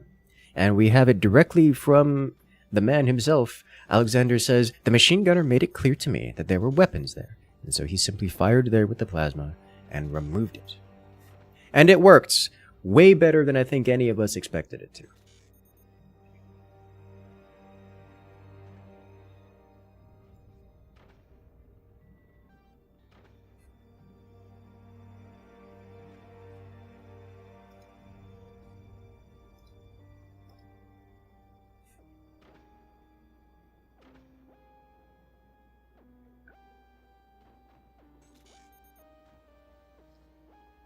Alright, so the way this match goes, at least based on the commanders alone, we can make some assumptions, though not many. And the reason for that is there just isn't many assumptions to make. Spook is kind of a generalist commander that can do anything, doesn't have a particular strategy that is favored. Armadillo likes to go late game, which means that they willingly cede control and momentum and such. They will not have initiative here, but we do see an upgrade center first out of the 15 Rider, which I like to see.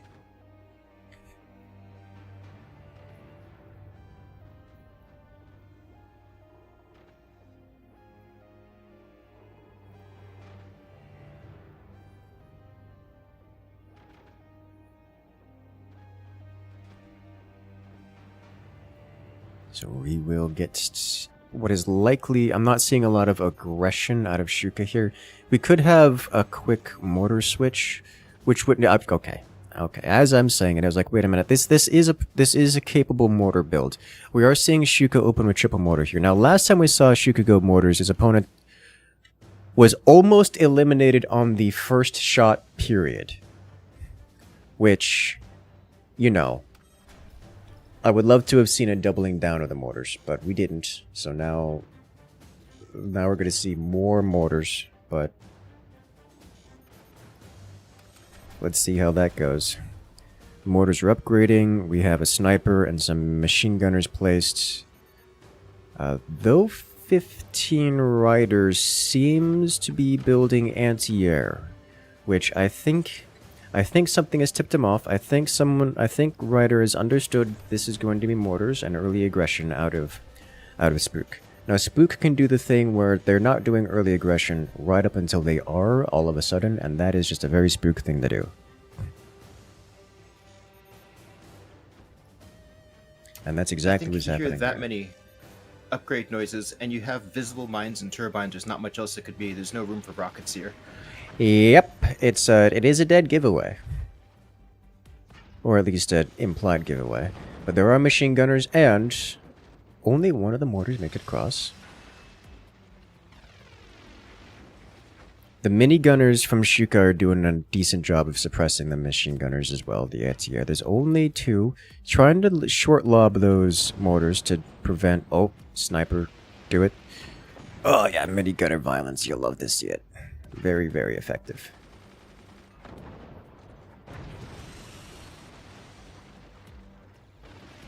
More minigun. The core is touched down to 49%. Oh, this might just be lethal. Oh, doesn't quite land the shot directly on the core, but takes out some infrastructure behind. So Armadillo is very good at sustaining this kind of hits. It's just... there's a lot of hits inbound here. That battery is... if that battery goes, so too does Ryder's entire fort. Oh, Ryder's given up. Ryder is floating resources in 0 APM. He's letting it happen. Oh... that was such a fast round. Shuka, not even 5 minutes into it, just ruins him. That's so fast. Look at it. And it all comes crumbling down.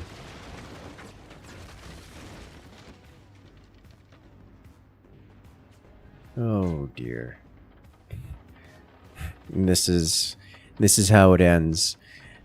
You know, we have had some extremely fast rounds today. Like, I was, given the way the meta has been recently in forts, I was really expecting most of these rounds to either go to timer or go close to timer. I'd go so far as to say most rounds didn't even come close to reaching the timer. It was just beatdown after beatdown. This early aggression is the name of the game today, it would seem. And with that, ladies and gentlemen, that is the final round we have today. So make sure to hit that subscribe button, hit that follow button, so you guys don't miss the notification the next time we go live with the rest of this tournament, as next time we'll be showcasing. As we are going into the next week activities of the semifinals and the finals themselves. Please do not feed the internet service pigeons as people are losing the stream. Now, what we are going to do at the moment is we are going to restart the stream to reset the timer, remove the timer, that way we can have some banter back and forth, some live interaction, and then we'll be carrying on the stream with some more community activities. So I hope you guys have a great time, and I will see you guys in a few minutes as we wind it down here and restart the stream. So don't panic! I'll see you guys in 3 minutes.